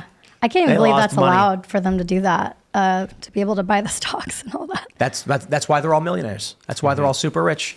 That's why their salary is $174,000 a year, but half of them are millionaires. Or more. And they don't, for the most part, they don't care that it hasn't changed, right? They're like, who's going to vote against it? Like, who's going to vote to ban what makes you rich? It's like we're all here in this room. It's like, who wants to vote to take away all of our sodas and shut the show down? Like, no, we're benefiting from it. I mean, look, We don't- if our politicians were intelligent enough, economically speaking, to have the kinds of stock portfolios that they have with the income they have, there would be no excuse for our economy to look the way that it looks. yeah, I think you're right. Well, I've got to tell you, I watched your episode where you were first talking about the YouTube thing, and I was like, I really got to tip my hat to you, Tim, because it seems like you took it on the chin, and you have plans, and you have people that some of these TikTokers, I see them, and I'm like, why aren't you focusing on other platforms and getting the email addresses and all that stuff? But it's hard to run a business when you're totally at the mercy of a platform. You're building and doing all these things. I would be a lot more stressed out about it, but you just seem to move forward, and that's inspiring, I think, because it's not easy to build a business like this, and I know because I've been in the industry for a long time. So I think people go to Congress because they feel like there's very few people go to Congress because they want to make things better. I think they're mostly just slightly below mediocre people who are like, I am just so awful. The only way I will ever matter is if I'm in office and they're forced to know my name. And so that's Congress. It's not being funny. It's mediocre people. They have limited skills and they're like, all I have to do is, look, it's real simple. You put on a jumpsuit, you slap the stickers for all the corporate brands that are sponsoring you and funding your candidacy. And they say, hey, we'll give $50 million to your super PAC if, not 50, but like if you're a member of Congress, we'll give you $2 million to your super PAC. Just, don't forget us. We got a bill we will want you to put through. And then when they're in Congress, what was it? Who was it was telling us? Was it Matt Gaetz mentioning this, that you have to pay money to get your committee seats? That was Thomas Massey, I think. I think that was Matt Gaetz. I'm not sure, but And he- a and- congressman and- came and told us this. Yeah. Oh, I know. This was on the Culture War show with, it was two former staffers. Lisa Reynolds actually was on that show.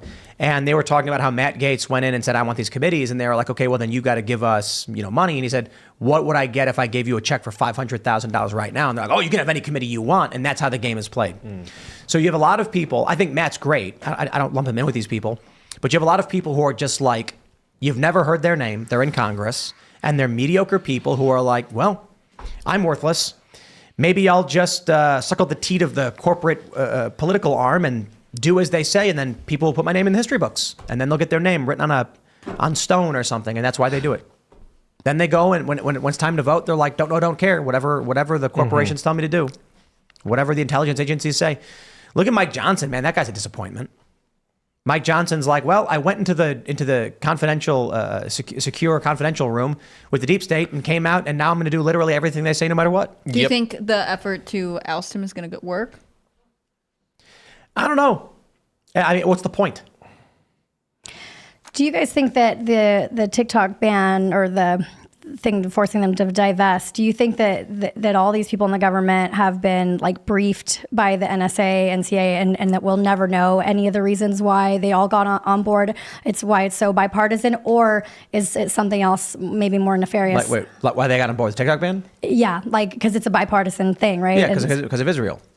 Okay. But this is public knowledge. This is not a secret. There's no conspiracy. After October 7th, there was a bunch of pro-Israel content on TikTok. A week went by, and it shifted dramatically towards pro-Palestine, which many researchers said, and this part's speculative in opinion, it looked like a weighted algorithm that TikTok either intentionally did this or foreign countries launched an influence campaign intentionally promoting pro-Palestine content, targeting young people. And either way, whether TikTok did it on purpose or foreign countries were launching these things to generate the sentiment, the U.S. had no control over it. Donors started calling Democrats saying, ban this app, don't allow this. And they said, okay. And then Democrats got on board, instantly saying, you got it. Whatever you say, big donors. And it is, now they want to ban TikTok. The Trump faction and Republicans wanted to ban it because it's promoting degeneracy and it's promoting basically Democrat policies. Well, it used to be that we were very much in tune with like the government.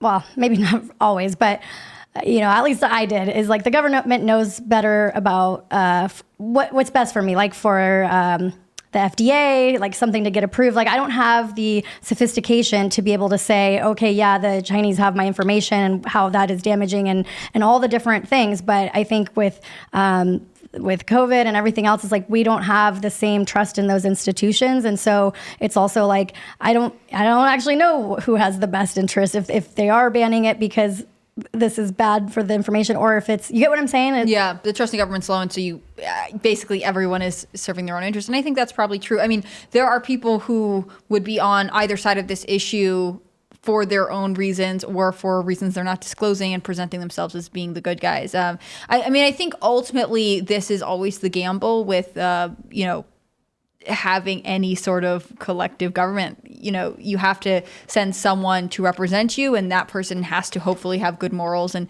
make decisions that are just. What bothers me about all of these bills is that they tend to roll so many things into them, right? Like, I think we should vote on aid separately. I think that this TikTok thing shouldn't have been added. I think it's very strange. There was one of the senators who was talking during debate earlier this week was mentioning the fact that the chambers are supposed to go on recess soon. So they're saying like, well, we're kind of on a deadline. We can't amend this again because then we have to send it to the House. But the House would go on whatever. Like, this is not how lawfare is to go. Yeah, that's one of the reasons. Like, there are a whole bunch of things that are happening that as the average American voter, you don't have basically the space to run your own life and also be like, well, I've got to stay on my congressman so he doesn't try and pull something like nefarious by scheduling a vote at a time when there becomes this deadline.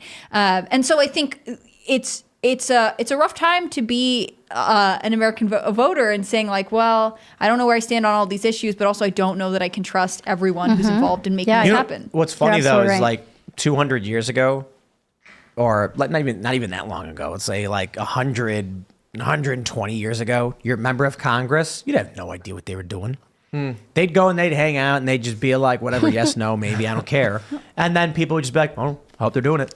Yeah, before, it's totally before crazy. social media, you mean, too? Or Well, like when you Before had radio. before Yeah. radio, like when we were still getting our mail delivered by the Pony Express, like you know what I'm saying? Like there are so many advances in technology that actually make it easier to keep an eye on what's going on. And in some ways, it makes it almost more bizarre that we are watching in real time all these like kind of crazy things happen. You know, like when you get like what was it, the border security bill, but it wasn't actually the border security bill at all. They kept calling it the border bill in the media, and then it was actually all foreign aid. And they're like, also we could let this many thousand illegal aliens in every year. Like we are able to fact check faster and to catch these things. On the other hand, it doesn't dissuade any politician from carrying on business as usual.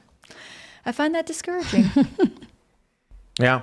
Well then, shall we go to Super Chats? Yeah. Before we do, my friends, smash that like button, subscribe to this channel, share the show with all your friends, and head over to timcast.com, click join us to become a member. That way you can watch the uncensored members-only call-in show, which will be coming up at 10 p.m. And I would say to all of our detractors, have you an issue? Well, why don't you actually join the Discord, argue with people, and submit questions and call in and make your beef loud and heard by all. And we will actually have that discussion because y'all are welcome to do that. The big issue, however, is that we face censorship. That's right, from YouTube. And while we are currently discussing things with top men, make sure you follow us on X at Timcast and rumble.com/Timcast IRL, but also become a member at Timcast.com because that's how we run the whole show. Without you as members, we don't exist. So if you'd like us to exist, then become a member. Now we'll read your Super Chats and... if YouTube allows me to, actually. Oh, you know what? I have to read this one first. It just came in because it's for Seamus. It's not for Seamus, but I have to read this one. Let's see. F the Magician says, the same people that shouted punch a Nazi are now chanting from the river to the sea and death to Israel. Seamus, there's a cartoon in there somewhere where like either there's a time machine involved or they're just marching down the street chanting death to Israel and then punching themselves in the face. Oh my gosh, yeah. Well, as we all know, right, this charge of being a Nazi or whatever else they'd label you with was never actually sincere. It was just an excuse to do violence against you. So if I call you that, then people can hurt you. And there could be something there. There could be something there. You could do basically an homage to that bringing back the World War II soldiers to the future one. Oh my gosh. And this is Antifa they use a time machine to bring themselves from 10 years ago to the future. Oh my gosh, that could actually be really good. Yeah, that could be awesome. All right. We brought the time machine back in a couple cartoons recently. One where they brought Hitler and Stalin back, so maybe maybe they'll keep using it. Yeah. How long does it take you to make one of those like full feature things? So we do at least one cartoon a week. We do at least one cartoon a week. And I have a fantastic team, and all of us just really grind to get it done quickly. Yeah, it takes him like 20 minutes. He's just really lazy. It's true, yeah. It's always the night before they all start. They don't work on it during the week. It's just true, the final there's 12 no hours. work done until I'm just always curious about like the all the pieces that go into it. But I'm sure That's like a lot, writing yeah. it is I still the first think, thing. Yeah. I think the best cartoon Seamus ever did was when Tim Pool threatened people who didn't buy chickens. That was amazing. That was a really That good was a one. really good cartoon. Thank you. And it was real. I mean, it was just audio I took from you. He took audio from my show where I was like, buy a chicken. Maybe you do. Maybe you don't. You'll regret it or something like that. And then it's actually... Okay, I gotta go back and look you it guys up. gotta check that one out. sounds good. It was me basically saying like, if you buy chickens, you'll be happy and outside. But the way it sounded, Seamus turned it into me torturing a guy. Because you're like, if you don't buy, like, you can either have chickens or you can be surrounded by a mob. Yeah. You guys, 'Cause I was talking about look riots. up. What I can't even. I want to find. I can't remember what I named it. It's like Tim Pool threatens you or something. Do you have like different ideas of like what they could be, and then you get around with your team and you're like, which one does everybody like? And the chickens won. Yeah, well, no, I mean, we're just always like, what are we doing now? What do we do now? Because That's there's cool. we have to make soon them as you so finish quickly one, to keep. Yeah. And I just had this audio, and I was like, we need to make this. It's called Tim Pool Out of Context from Freedom Tunes. Did you say you have a podcast where you and your team talk about how you decide like what to make or how what the process is? So behind the paywall, after we finish a video, we'll usually record a short podcast on how we made it, what the process was like, the parts we enjoyed, enjoyed the parts that were difficult, and we just sort of let the audience in on that, or we let the paying members in on that. That's cool. FreedomTunes.com. I hung out with. Listen, we gotta read some ahead. super chats. Sorry so we about got that, dog. Steven says first to like he beat Clint Torres, and that's likely because we launched the show a little earlier on YouTube today. Wow. Dick Nemo says boomers tell you to pull yourself up by your bootstraps, but neglect to mention they stole your bootstraps and also put you in debt before you were born. Ouch. Yeah. I don't blame all boomers for it because many boomers gave us Star Trek: The Next Generation and Deep Space Nine. I wonder if we could. Voyager's okay. I wonder if we could calculate the cumulative student loan debt of all of the protesters involved at the Columbia. You know what I mean? Like every single one of those people. I mean, not all of them. Some of them are getting really fantastic scholarships based on all sorts of great merits, I'm sure. But a lot of them took out huge loans and are now like, we hate this school. We're going to protest. Mm-hmm. Maybe you should just drop out and stop paying them. All right. Alpha Turkey says also USC has gone remote for classes tomorrow. I'm sure the schools are super excited. They're like, how much money do we save by going remote? And they're like, oh, it's like $30,000, $40,000 a day. I mean, actually, how much do you think it costs? Probably Columbia is probably $100,000 a day or some ridiculous number, right? Way more with than that. Staffing, janitors, electricity, how much the cleaning supplies, the groundskeeping. They're probably saving a lot of money. Food, right? If you don't have students on campus, you don't have to serve meals. That's a huge. This is in order to prevent what is going on right now? Or Save it's money, to, baby. Deter further escalations. I think some schools are starting to announce preemptively, like, don't protest here. We'll have consequences. We're going online, but. All right. Brian Egan says, getting tired of lefties claiming binary gender is a social construct that we just made up. Like, that isn't exactly what they're doing. Agreed. They're making up tons of genders. Yeah, exactly. It's projecting. The Emperor Champion says, why do so many judges act like they have the power of God and anime on their side? Oh, wow. Seems like they think they can do whatever they want. Has he been watching Judge Matt Walsh? That was funny. I've only seen clips, but I don't know much about it. Someone tweeted that Matt Walsh tried to enforce the death penalty on someone in one of the cases or something. I don't know. But it was like clearly a joke. That's hilarious. Yeah, no, like I saw a couple moments of it. I thought it was pretty funny. I haven't seen it yet, but I guess it's like just absolutely satirical. Like he's just goofing off. However, there was one clip I saw that I commented on where he's talking to a woman and she mentions fully nude strip clubs. And he's like, fully nude as opposed to what? And it's just like, oh, heavens me, you wholesome Matt Walsh. He does not know that there are different kinds of strip clubs. And then he's like, well, I was raised by two loving parents, so I have no idea. And I'm like, he's correct. That's but great. I also had two loving parents. And I suppose growing up in a different environment, there are, this is an actually important distinction to be made. Uh-oh. There are strip clubs where women aren't allowed to get naked in any way. They're called bikini bars. Women are on stage with stripper poles, and they have to wear thick, firm undergarments. So they're basically wearing swimwear. They strip their clothes off, they dance on the pole, but they're totally covered. Then you have topless bars, where it's illegal in some states for women to take their bottoms off. So, you can see the top, but you can't see the bottom. And then you have some states that allow fully nude, but it's not everywhere. I think like South Dakota is fully clothed. And some of them change based on the alcohol. Like if you serve alcohol, someone's telling me this in Colorado. The reason this is important is because people not knowing this, when that child was dancing on stage and taking his clothes off, and it was stripping, we talked about this years ago, people are like, no, he's just removing an upper layer of clothing.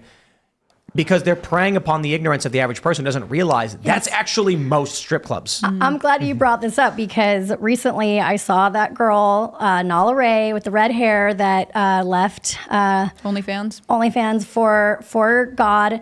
And while I heard you say that, this is good that we're kind of getting away from debaucherous ideals and going more towards faith-based stuff, but I know what the back end of OnlyFans looks like because when I was basically left almost destitute, somebody was like, why don't you represent OnlyFans girls? And I was like, well, I've never even been on it, so I don't even know.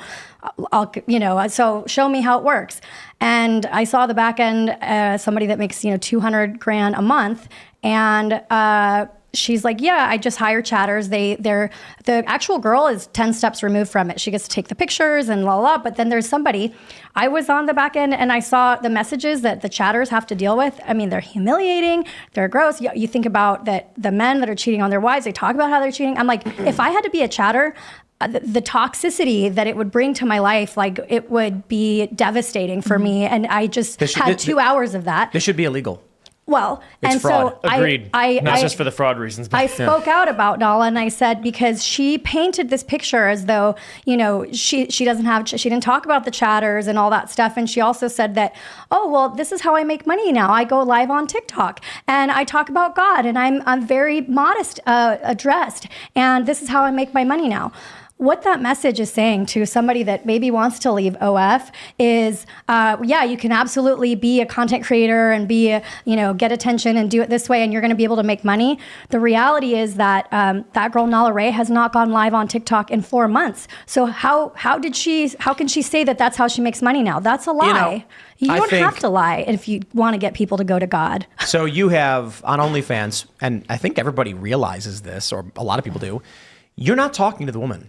You're talking to staff, and it's often guys. I think that should be fraud. It is. It's fraudulent. You are saying, hey, give me money, you can talk to me, but then they're like, okay, talk to this guy. Yeah, you're catfishing, basically. Yeah, that should be illegal. And why wouldn't you want to expose that when you supposedly left for God? Is it because in case you go back to it, you don't want all your customers to know that you were defrauding them? I don't know what the motivation is, but it's like, and I always say this to people that want to be content creators. It's like, just be honest, be yourself, accept like your faults. Remember 8 Mile and Eminem when he disses himself? Yeah, he's like, of course I live in a trailer with my mom. I mean, that's how you should be. You should just be authentic, because then nobody can come back and call you a liar or whatever. But it's like, I always question influencers that package a story so perfectly that it seems, and then you find out why it's disingenuous. And there are people that can get damaged from stuff like that. Like I was telling you earlier, the parents of her and all that she disparaged. So anyway. All right. Jimmy says, can you reach out to AJ from the Y-Files to get on your show? Also, shout out to Rise with Roberto Jr. I've been drinking so much Appalachian Nights. I'm going to get some Rise with Roberto Jr. It's also very, very good. And I miss it. It's bright. It's got a little bit more caffeine, I guess, because it's a lighter roast. All right. Jason Dixon says, call that Fallout phone number from the TV show, then text them. It's a real number. They will even send you a V card for your phone. It's hilarious. Also, promote the Discord. Become a member at timcast.com and hang out in the Discord, because there are people there and they do shows. The Discord is so active. It's wild. They're always doing something. I feel like they have a whole other culture. This is why I feel like I'm a boomer. I need to get in on the Discord stuff. I'm afraid of our Discord. I've done a couple things where I've been on and I'm just such a boomer. I don't know how to navigate it, but they're cool. They're There's working just so really many hard. things, but I actually want to get in on it because I feel like it'd be fun. Cain Abel says, if they are voicing their support for Hamas, therefore supporting Hamas, wouldn't that fall into the category for supporting terrorism? Yes. I certainly think it's dangerous territory if a bunch of dumb college kids are chanting that stuff and you decide to start arresting them. I certainly think the line would be the woman who screamed that she was Hamas. At that point, it's like, okay, so be it. Now there's going to be an investigation into any criminal activity. And if that criminal activity advanced any of Hamas's goals, and if it does, I feel like you have no choice but to charge them as if they were Hamas. Because then what? When actual Hamas shows up, you're like, well, we can't charge them because we didn't charge them. It's like slippery slope. If someone swears their allegiance to Hamas, it's like, and Hamas is recognized by the government as such. But I do believe it is dangerous. And shouldn't we have treat murdered that civilians Yeah, shouldn't we treat that as serious? Like, that's one of the other issues is she can scream that, become a viral moment. Somebody out there is like, yeah, nice one. But people go, she's I think we should treat it seriously if you're swearing, if you're publicly being like, we're all this terrorist organization. Like, that's not a good look. If there was some white nationalist group that carried out a mass shooting, right? And then some protester said that they were part of that group. I mean, how do you think that would be handled? Very differently. The text vet says, Abbott did this because we have elections next week here in Texas. This was him trying to appeal to the pro-Israel voters. Instead, I expect many more blue votes will come out. Interesting. Very interesting. All right, we'll grab some more. Shake and Bake says, YouTube is preventing me from posting my message, so I wrote this one to tell you about censorship. Very interesting. Well, okay. Sorry to hear about that. YouTube is stupid. We will grab some more. Here's a good one. William Montgrain says, please pray for Israel and Gaza. Amen. Yeah, we want peace. Absolutely. All right. GSO59 says, oh, sure, because 18 to 25-year-olds are just kids and don't know any better. When they claim they themselves are terrorists, they can't be held responsible for themselves. No, I agree. if it just depends on what they do. Simply saying it, I don't think is enough to do anything. But if they actually do something illegal, then it's advancing the goals of a terrorist organization. I don't see why we would ignore that. Mm-hmm.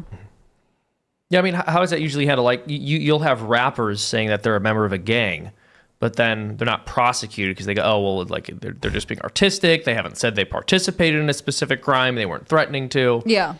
I mean, it would be like if Colombia were to be like, oh, we've identified that student, we're going to be investigating this, maybe. But like, there's not really anything you could do at this point. I just think generally it is something that, like saying we are Hamas or we are whatever, organization that is recognized as a terrorist group shouldn't be something that our youth develops as like a catchy slogan. I think that's bad, and it's concerning that they're like so casually being like, no problem, I'm ISIS. Well, yeah, some people don't even know that being 18 means that you're a legal adult.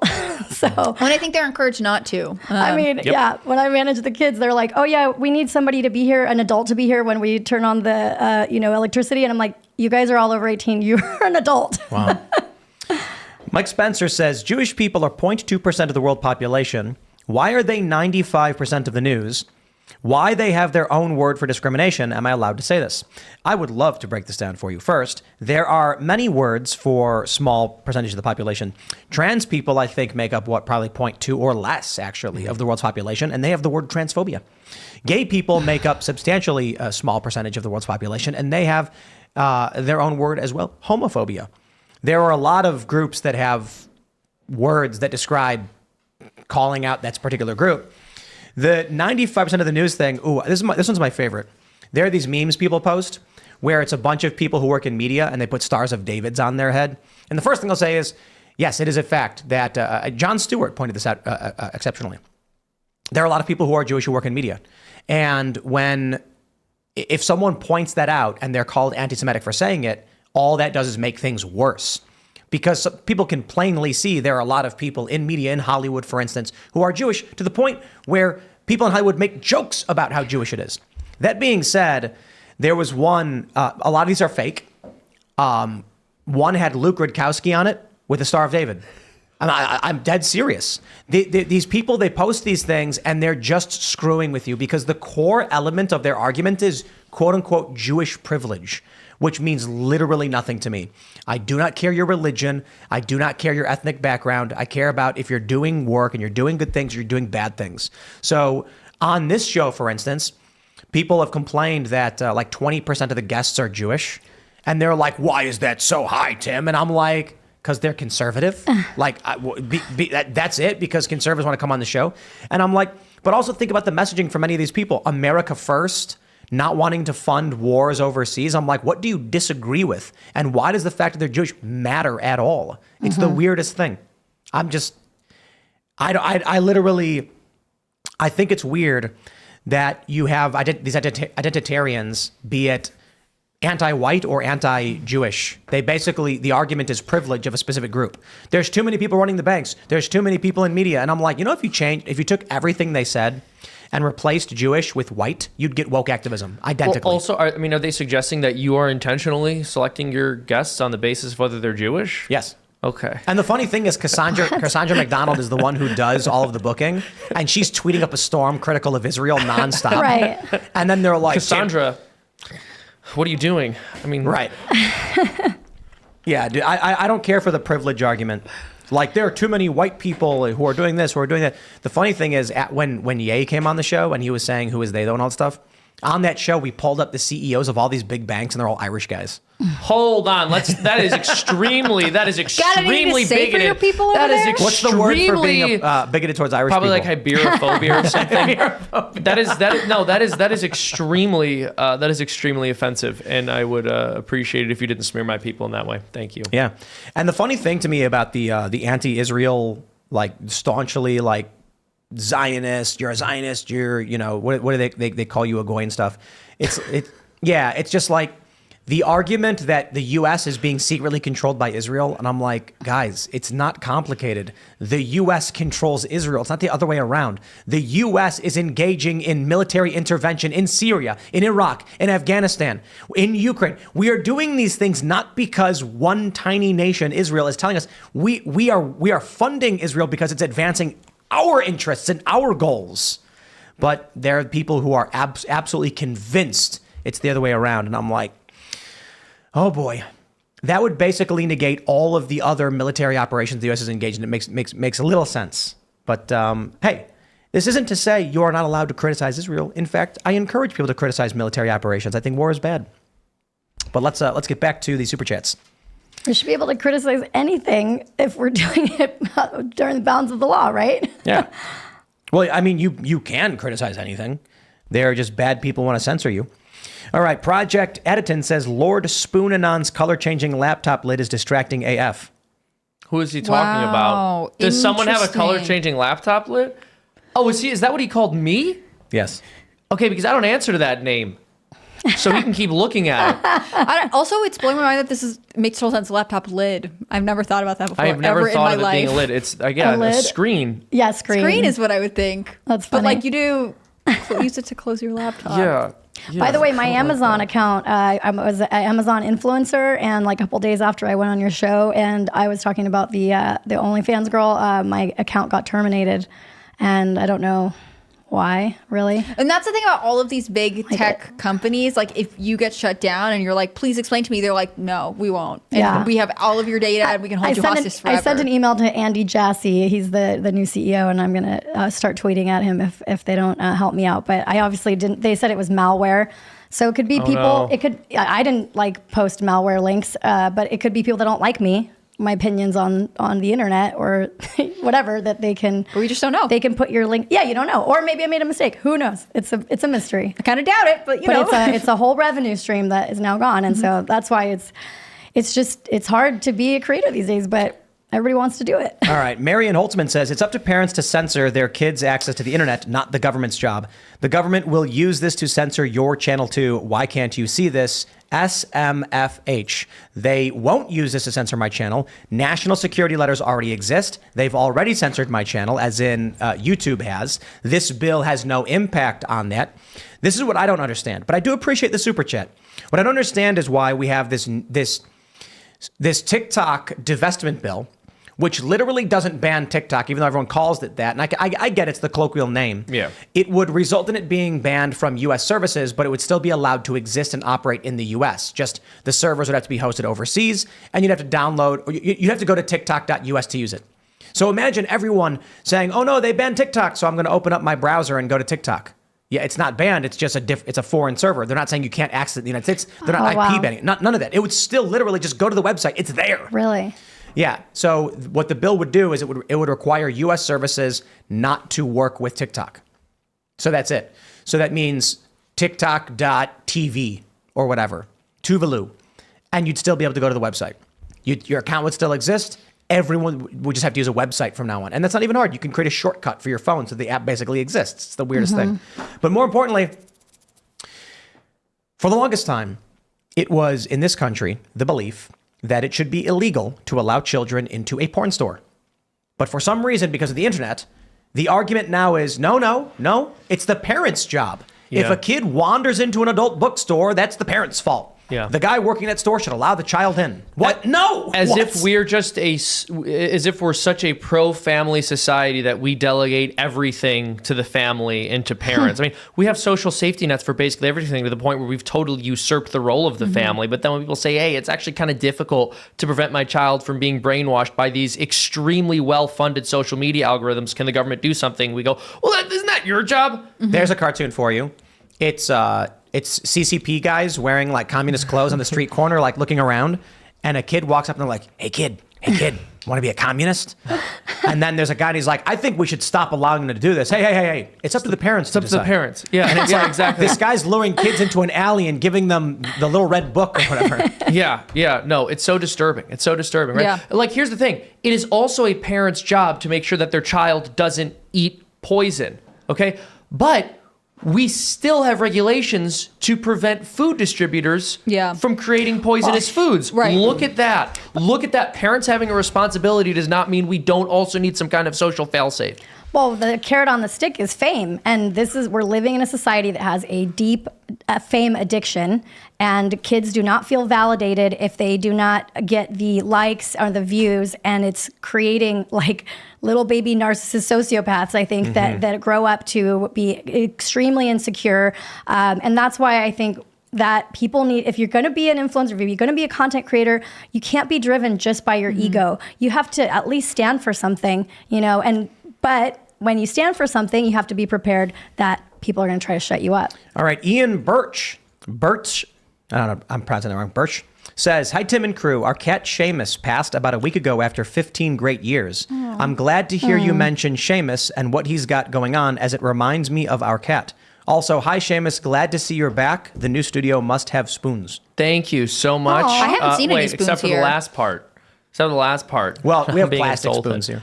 No, I'm being Safer. insulted. No, I getcha. actually, we have really nice, stylish spoons. You do? Yeah. Where are those at? And we got do you- they're all engraved too. It says, Yeah, where are those at? Do not take Seamus. Do not remove at You're a Seamus. spoon stealer? I wouldn't do that. I would not do that. I would He's an never do that. alleged You know me. spoon stealer. I would never I do mean- that. You know me. You know I wouldn't do that. You It was know funny. me. It was funny because I would never do that. last night after the show, Seamus the cat's walking up, and I said something like Seamus, and then I hear Seamus just like walking in and saying something like, "I'm gonna put that cat down." I would never say that. And I was like, "Well, you should know me. I would said- never say something like that. I said you shouldn't have picked him up. I said that. Yeah, no. And I was like, why am I holding him? Getting hair everywhere. Two Seamuses were looking at each other. They're both And then we deeply locked confused. eyes, and I was like, he's not so bad. Well, the first time I walked in, I was like, 2 Seamuses. I was like, who's who? And then we Yeah. got into a When you fight were and like- rolled around, and then you couldn't tell who was who. I was like, Tim, it's him. It's Well, him. at first it was because Seamus Coughlin was scratching the back of my couch. And He's known to do that. He's just like, he's a little bit feral. He's not like that used to being in houses, especially nice houses. All right, everybody. If you haven't already, would you kindly smash that like button, subscribe to this channel, share the show with your friends, head over to timcast.com, click join us, become a member, because the members only uncensored show is coming up in a couple of minutes, where you can call in and talk to us and our guests. It's going to be a lot of fun. And so support our work, but follow us on X at Timcast. It's my account, but it's going to be important for the future. And also rumble.com/Timcast IRL, and subscribe to this channel. Ari, do you want to shout anything out? Yeah, just thank you for having me. I'm finally like able to talk, and if you guys can follow me at Little Miss Jacob pretty much everywhere, and my YouTube is littlemissjacob.tv. Thanks for everybody's support. It's been really fun. My name's Seamus Coughlin. I run a YouTube channel called Freedom Tunes. If y'all want to go over there, check out my video. We're going to be releasing one tomorrow. I've been very happy with the content lately. I think we've been making some funny stuff. So if you guys enjoyed what I had to say, you enjoy the cartoons, please go over to freedomtunes.com, become a member. You'll get a bunch of cartoons that are only available to members behind the paywall. And you will also get to watch our Behind the Paywall podcast, where we discuss how we produce these cartoons. I'm Hannah Claire Brimlow. I'm a writer for SCNR, that's Scanner News. I'm really grateful to be a part of that team. I'm glad that you could join us in studio tonight. If you want to follow Scanner's work, which you absolutely should, you should follow at Timcast News on Twitter and Instagram. If you want to follow me personally, I'm on Instagram at hannahclaire.b, and I'm on Twitter at HCBrimlow. Bye, Serge. Bye-bye, y'all. Allergies suck. Let's get to that after show. We'll see you all over at timcast.com in about a minute. Thanks for hanging out.